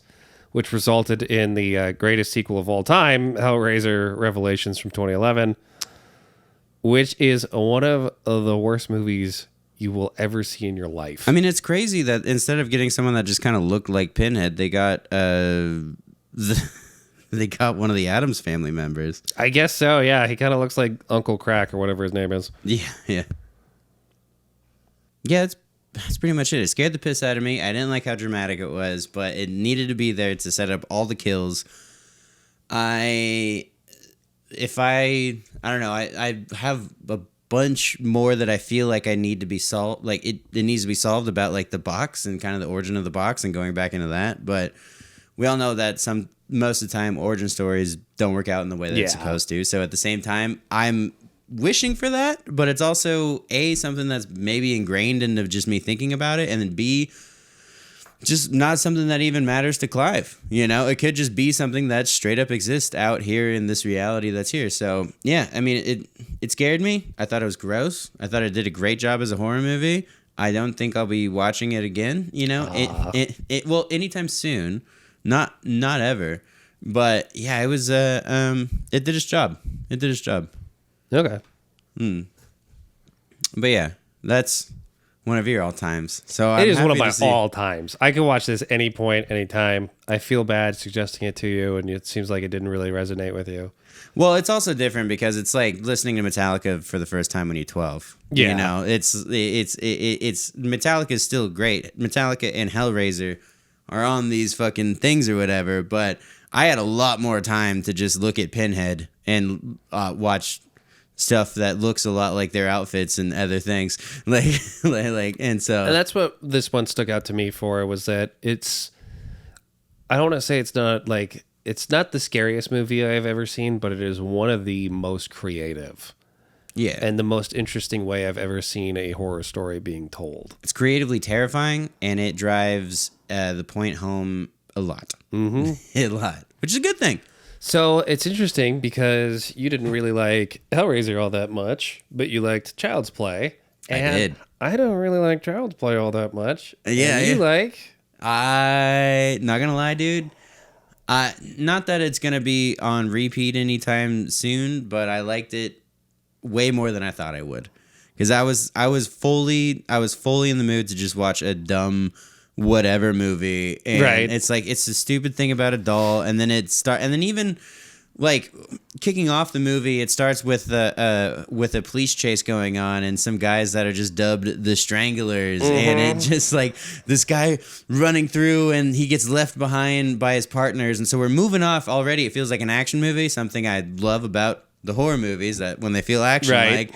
You have the drive away. You're like, oh, look at this piece of shit. He's going, and then you have this like entrance short gunfight in a toy store where I guess this guy was practicing magic, and just out of nowhere. He's just you know what? I seem to be dying. I'm just going to say some magic voodoo words now. Right. And then just right into this doll. And bada bing, bada boom. That's how the movie starts. That's how it starts. Yeah. And it's silly, but it reminded me of like Ghostbusters. I know this is the second time that I dropped it tonight, but like, you know, I'm super on board with the silliness and the kind of 80s weird flair that goes on. And so right after the lightning goes into the thing, and we don't know quite yet if he's Chucky or not, but even if we just think, we know, it's not rocket science, dude. But it cuts to the young boy who was watching morning cartoons and sees a commercial for the Good Guy dolls, aka what Chucky looks like. Mm-hmm. He wants the doll, but his mom can't afford it. But then her mom happens to find one from a random street peddler that works near her house. Do you ever, maybe this is me because I'm cynical. Uh-huh. Do you ever watch these kind of movies, right? And you're seeing a single mom with an apartment in downtown Chicago working at a department store. And then you just get angry. Yeah. Like, I could never have that. No. I have to be a civil engineer making like $400,000 a year just to afford a 1-bedroom apartment anywhere in any civilized society, anywhere. Dude, yeah. I mean, yeah, obviously she's struggling. She's struggling a little bit because she can't afford the toy for her son, right? Right. But like, it's a pretty nice place, man. You know? Yeah, 1-bedroom apartment? Oh, man. Yeah. Must suck. Yeah. I wouldn't know. Anyways, that's just a me thing. I mean, I feel you on that. But so the mom comes home with the doll, and the boy's like totally stoked. They're instantaneously best friends for now. Chucky wants to watch the news, or at least the boy's reporting Chucky wants to watch the news. Chucky wants to watch the news, yeah. Yeah, because, boys have crazy minds, so it's like, oh, yeah, whatever. Yeah, I guess this Chucky boy is adult, I guess, whatever. They go away. But then this is where the fun begins, because we get a really cool, low to the ground, short and fast POV shot that was different from all the, so many. We've witnessed so many POV shots in all of these movies to get suspense, and it's always copped with heavy breathing. It's always copped with slow camera panning. Not this time. Nope, this one's just boom. Dude, it feels like Toy Soldiers and Donnie Darko off the bat. Yeah, it's this really cool blend of creepy mystery and but it shows Chucky just running around the house, kind of doing whatever, flipping on the TV, and then he just sits there. As the mom, or I guess it's like the mom's friend, goes and just... It's the mom's friend because she works at a department store. Mm-hmm. And the department store manager says, hey, somebody called out. You have to work the night shift tonight on your son's birthday. Right. And so garbage person. And if I think anybody deserved to get the knife from Chucky in this movie, it should have been that manager. For sure. Oh, without a doubt. But spoilers, no. No. He just lives. Yeah. And another thing too, maybe it's just me being old and cynical. I feel like movies today are being made by that manager. You know what I mean?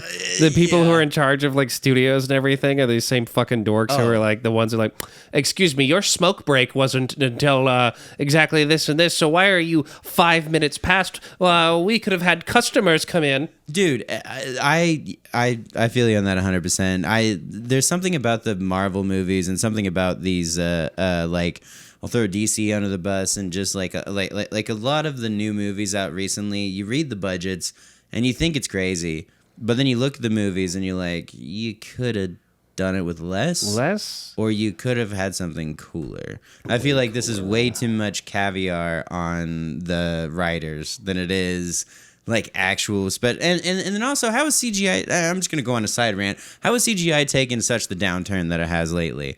Because, like... I would love to actually answer that for you. Are you ready? Yeah. Here, let's make this political. It's called hiring non-union studios because the union ones are way too expensive, and so they just kind of dish it out to, like... so all the ones that'll take it. Yeah, the ones that will take it. And so it's not very good because they don't want to spend a lot of money on it. Because they don't want to spend a lot of money on it. Because all their money's going to craft service caviar. It's pretty much, yes. All right. So that's why things suck today. Exactly. There's a reason why there's a writer's strike going on right now. Dude, I have so many... well, actually, that's not true. Most of my friends are poor. But on the people that I know that work for, like, bigger companies, it's like a lot of the things that I hear about, like, what they get, I'm just like, oh.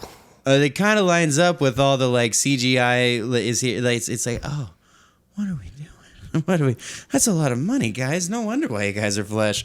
Or, like, you know, my wife who works in downtown Seattle, when you get an Amazon party come in of a party of 40 and they just do like a multiple tens of $1,000s buyout just for drinks. It's like, hey guys, I don't know if you ever paid a bar tab, but that's not what it cost. Like, can I just borrow $20, please? Right. It's just like, what the fuck? Anyways, all right.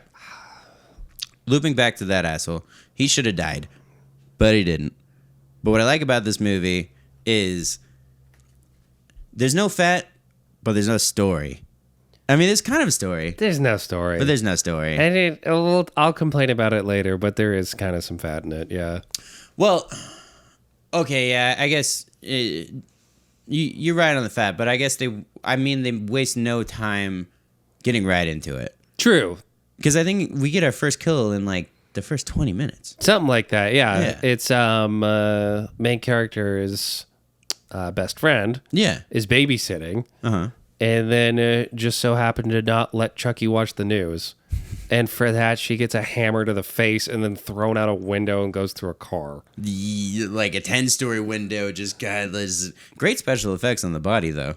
Got the crumple That was down. practical. They literally threw her out of a window for that. Oh, same reason for the hitchhiker? Yeah, they were like, oh, yeah, okay, so we can't afford to pay her, so... Yeah, we're going to have to go... Bye. So Karen comes home and finds the police all over the complex. The cop is questioning the boy a little bit and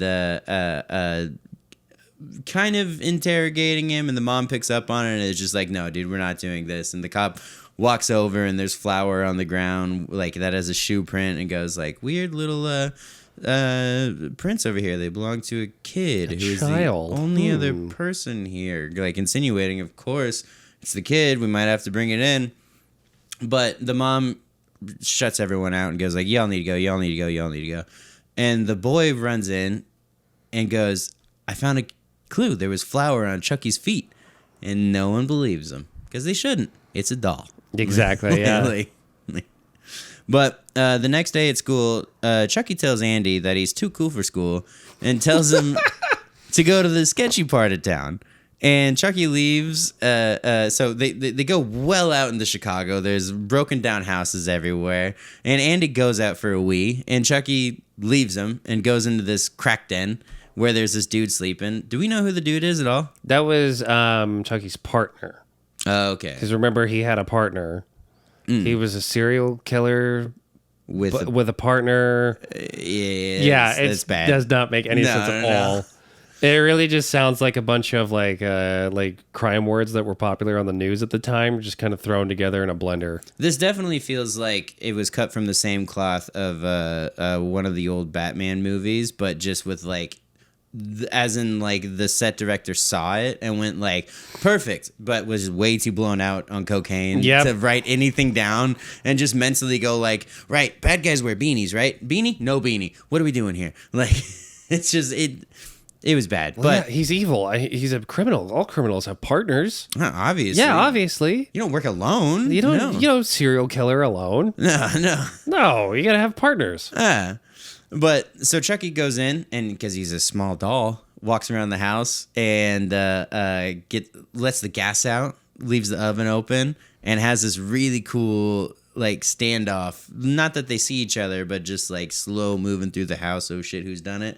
Which gets amplified with Andy coming along the shot, getting closer to the house as this guy's not sure what's going on, and almost shoots the kid, but doesn't. Pulls the gun back last second, but then hears Chucky, goes to fire a bullet, gases all over the house. The whole house explodes, and would certainly kill Chucky and the kid, like without a doubt. Like, how did any of them? I thought for sure that when they were going back to the police station, that it was saying like, your kid died. But that would have been Chucky. A bold choice. That's 100% what I thought was going to happen. But yeah, and then you just find them both, and they're like, I don't know what your link is. Yeah, the house exploded. No, I'm fine. Yeah, this is it. No, Chucky I was just told a me child to be down there. Downtown Chicago all by myself in like one of the worst parts of the neighborhood. But no one questioned, even in the 80s, which... he was just selling crack. Yeah. He had to sell crack for his kids. Exactly, yeah. Yeah. But the police find Andy and Chucky at the crime scene. They get interrogated behind the glass. And the boy is saying, like, oh, I can't say that because Chucky will kill me. Oh, Chucky says whatever. And then behind the glass is a doctor that immediately takes the boy and goes, he's going to stay with me. He's a little nutso, yeah. Yeah, this is not okay, Karen. But Karen takes Chucky back to the house, and that's when she realizes that Chucky hasn't had batteries this whole time. Comes with batteries, needs batteries to run. Doesn't have them, though. Doesn't have them. Which is pretty good setup and payoff. Yeah. I do like that scene a lot, where she's trying to put the pieces together, and it is pretty suspenseful when she's like reaching towards him and then looks into the back and sees that the batteries are empty. And then he does the head spin of just like, I'll fucking kill you, you dumb bitch. Yeah, it just goes. Here's my pitch for one thing that I feel like would actually make this movie drastically improve. Are you ready? Okay. The opening scene that we liked so much. Uh-huh. What if we got rid of it? And we just start with her getting the doll. But you hear like on the background radio and everything, serial killer found in this toy store or whatever, exploded, burned alive, whatever, right?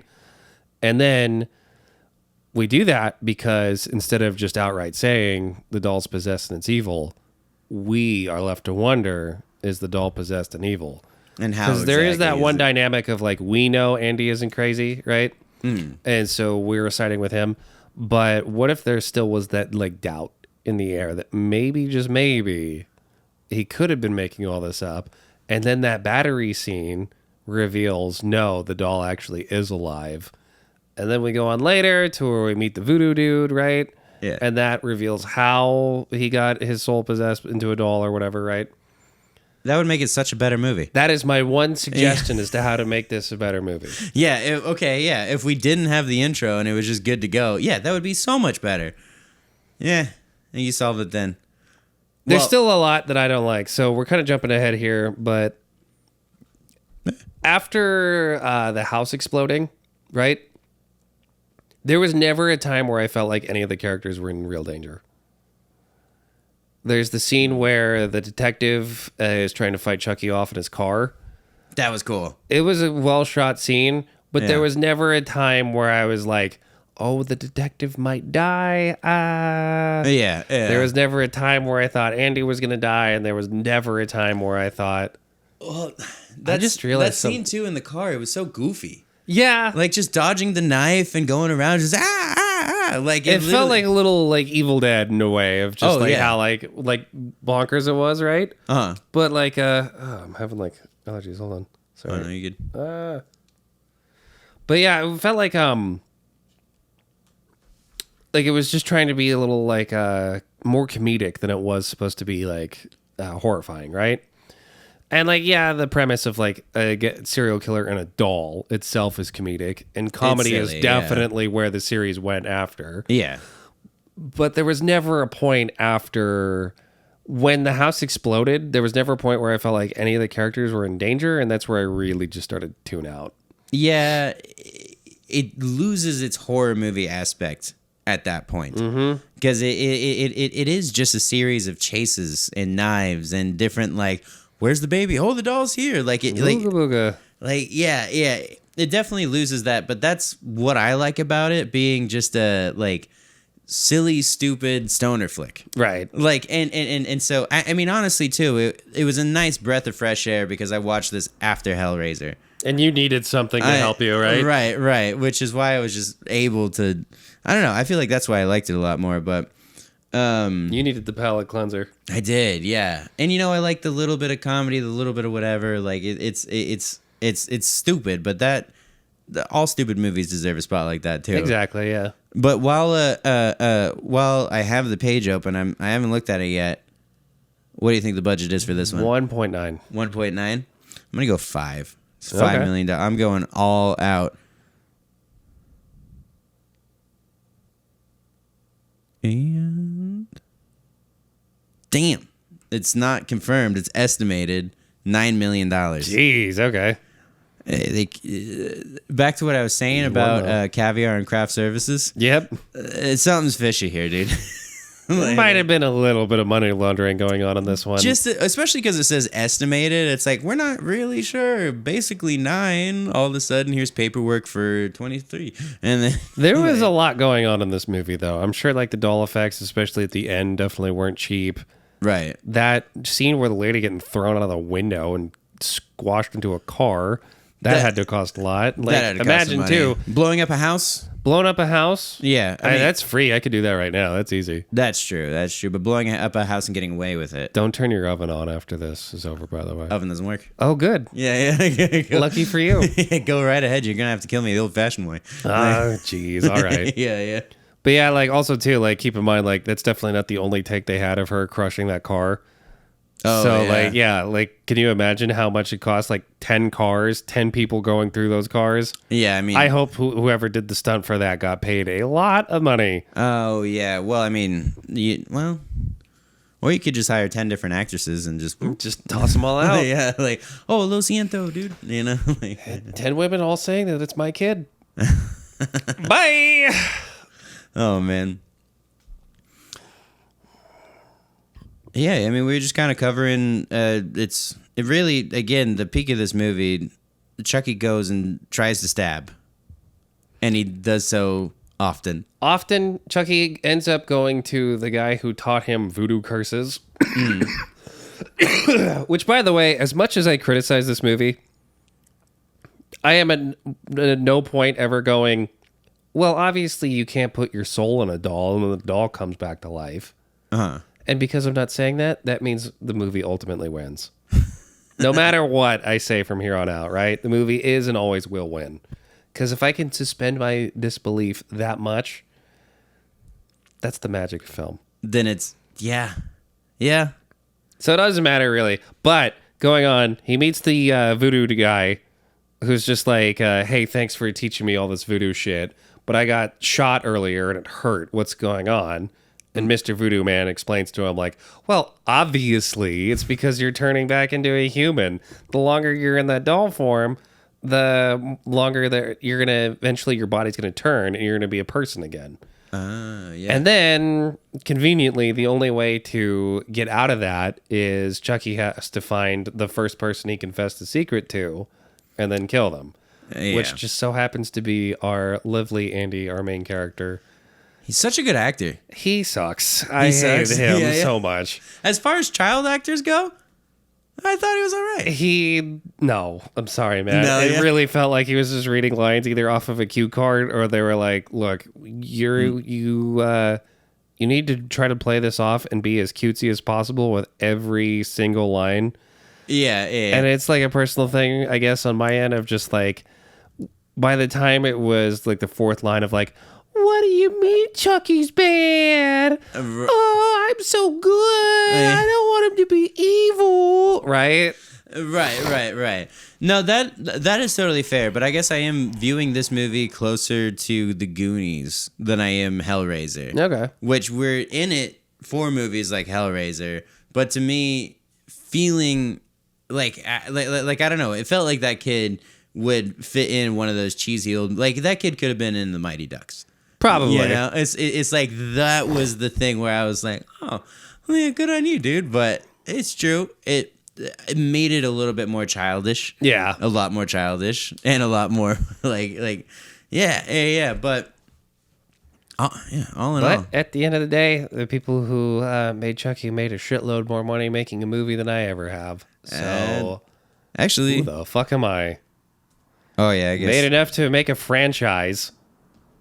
Two different franchises. 2 different franchises? Chucky and Child's Play. Oh my because God. Isn't there so I could be remembering this all wrong, you might know, but someone owns the right to the Chucky doll and then someone owns the right to the Child's Play movies. I've actually never heard of that before. Okay, so that's why if here, let me look at the Child's Play movies again, but that's why there is a little bit of a separation between no, not children's movie. Child's Play. I always just assumed it was because the character was just so known as Chucky. That's why they just kept calling him Chucky. And like the remake that came out, it was called Child's Play. Right. Okay, yeah, that's why you have Child's Play 1, 2, 3, but then you have the Bride of Chucky, Seed of Chucky, Curse. I think that was the guy who owns the actual doll making more movies outside of. Okay. Yeah. Again, fact check me and kill me in the comments if you want, but I do believe there is that separation of church and state between someone owns the doll and someone owns the movie rights, and the dude who owns the doll could make movies on the doll, so that could be a whole other like thing to go out. But yeah, so you got Child's Play 1, yeah. Cult of Chucky and Child's Play. I remember reading that's why they were trying to get out one of the movies so fast is because something was relapsing and they needed to like just keep all the things alive. It's crazy how lawyers work like that. I hate all this red tape when it comes to movies so much. I know it's really annoying and it's completely ruined Spider-Man for life. Yep. So the movie does kind of pick up a little bit after we realize Andy's in real danger because Chucky's going to find him and stab the shit out of him and take his little body back. Yes. And Andy becomes privy to this almost immediately. Mm-hmm. As soon as he sees Chucky kind of sneak into this insane asylum that he's currently in right now, and he goes and he tries to tell everyone, and it's just like no one will believe him. He goes and breaks down crying. What happens when you're a kid in a horror movie, yeah. Right. And so Chucky gets in, and he does the classic pillow under the thing, and he is hiding under the bed and actually like evades Chucky for a little. And there's this cool like little run scene through the hospital where the main doctor tries to like confront him and be like, "What are you doing? Everything's all good." And Chucky gets on a head thing that like zaps his brains out and just fries his skull, just completely. And then that's where the kid and Chucky just they never show it, but they just disappear. Like both are totally gone. And that's when Karen and the cop show up to just kind of check out things and see how things are going. And then they realize everyone has to be like back at the house. And this is where you get like a good peek of the whole thing, because we take a 1-bedroom apartment and turn it into like 3 or 4 different settings where you're just fumbling in and out of turmoil and everyone's screaming in a hilarious joking manner of like, you don't actually feel like tense for any of the characters, right? But it's just funny, like you want to think that the circus theme of like the is playing the whole time as this camera's just running through. If Texas Chainsaw is Scooby-Doo, this one is a Scooby-Doo chase scene. Oh, for sure, yeah. And then Chucky needs to die 4 times. You know, you got to get shot multiple times. You got to get burned alive. You got to get everything. Best line in the movie too is when Chucky's locked in the fireplace and Andy has the match and he goes, "No, Andy, don't you remember? We're friends till the end." He lights the match and goes, "This is the end, friend." Lights that fucker up. So gangster, so dude. Good. Yeah. But yeah, it has the false ending that we need, which is Chucky's dead. Mm-hmm. Everyone's safe. The cop comes, doesn't believe him, grabs Chucky. "Oh, you really saying this?" And then the half body comes back out to the vent and grabs him. Yeah. They have to shoot the whole thing again. And then, if not the last line of the movie was, "Do you finally believe me?" He's like, "Yeah, but who's gonna believe me?" And then it might as well have just ended on like a freeze frame on that, right? That was 100% it. That was gone. But yeah, I liked it. It was stupid. It was pretty dumb. It was for sure stupid. But as far as like the enjoyability meter, I liked it. Okay. Yeah. But I think that's also because I'm still not used to getting scared yet. I think it's because you're normal. Right. And so a movie like this that's meant to appeal to normal people right. would come across as enjoyable to you. Yeah. Whereas I'm like, how come nobody's being viscerated right now? This is boring. Yeah. There's not nearly enough blood. There's no limbs being chopped off. He's stuck in a baby doll, so there's no way that you're gonna get any like real torque behind any of your kills. I mean, just like if a doll was coming towards me, dude, you just pick it up.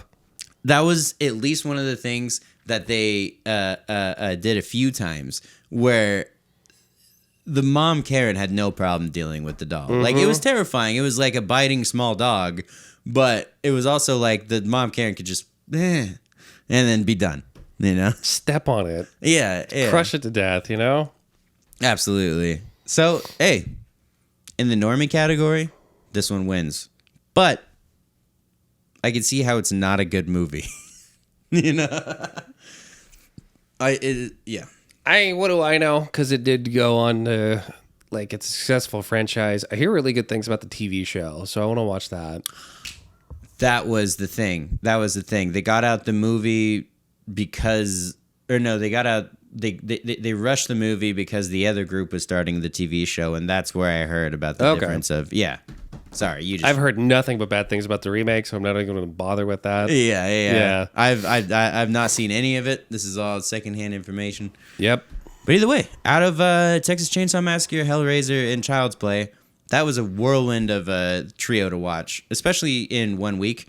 Yeah, that was something that definitely pushed my mental psyche to places that I was not aware of yet, and I kind of terrified to see where we're going. But also now I know that I'm just like, all right, I can't shove 3 horror movies in a week anymore because that shit hurt my brain. Luckily for you, we only have 2 for next week, and both of them are relatively tame, especially compared to. I know you had a hard time doing 3 movies this week, so we're going to scale it back. We're only going to do 2. These ones aren't exactly grotesque. We were looking at what makes basically the Mount Rushmore of slasher movies, right? Cool. These are the most like iconic when it comes to this genre. But I want to go a little bit further back in time and study what I call proto-slashers. Okay.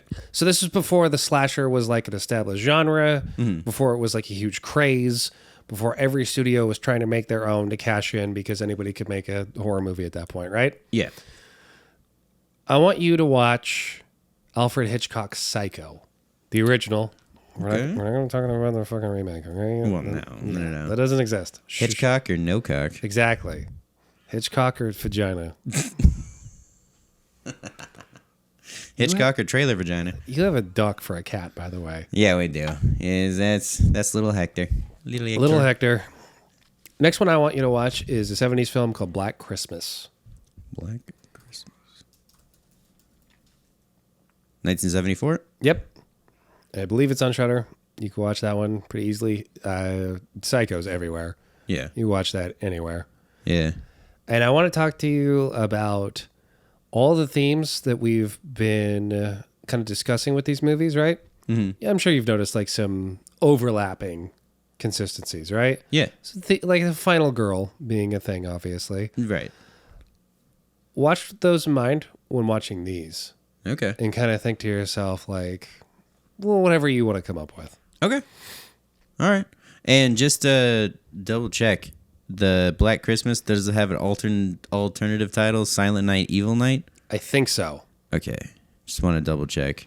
Because I saw this one old poster that looked like it.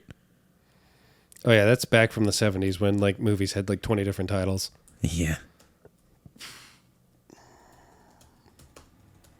If a horror movie bombed, you just put it back in theaters with a cooler poster and a different name. I would Google it, but holy fuck, your Wi-Fi's so slow. Yeah. All right. Any other thoughts or feelings when it comes to the 3 movies here that we watched?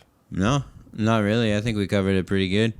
This week was a little more intense for me, but I also had a good time and learned a lot more than I thought I would. And I'm excited to go back even further in time. Buddy, if you think these movies are scary, I don't know if you're ready for the rest of the curriculum. Yeah. Well, if I'm down to do one movie a week, I think I can stomach them. Okay. Emphasis on stomach.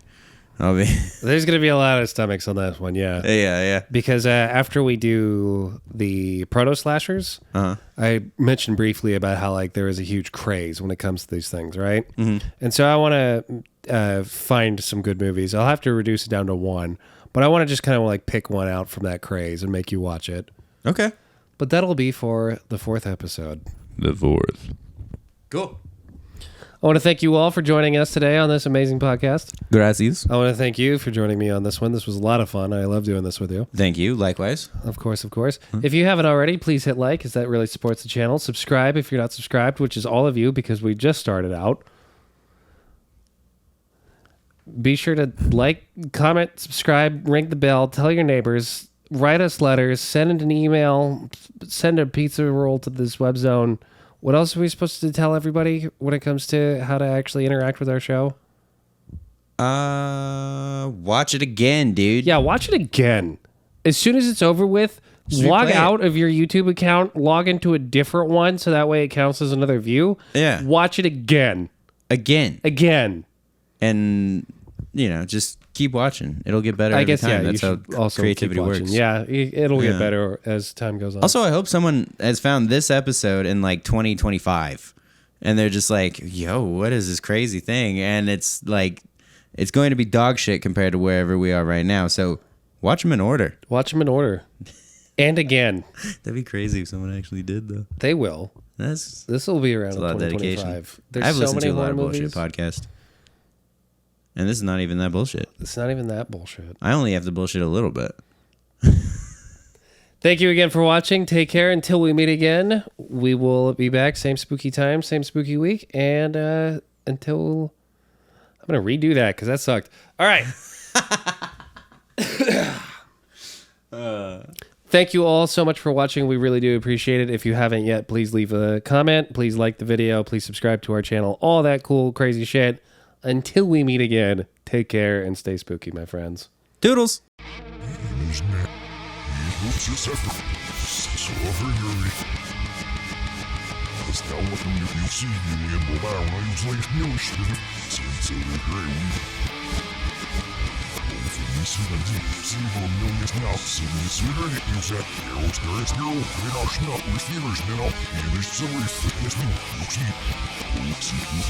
Så, ja, det er det bedste.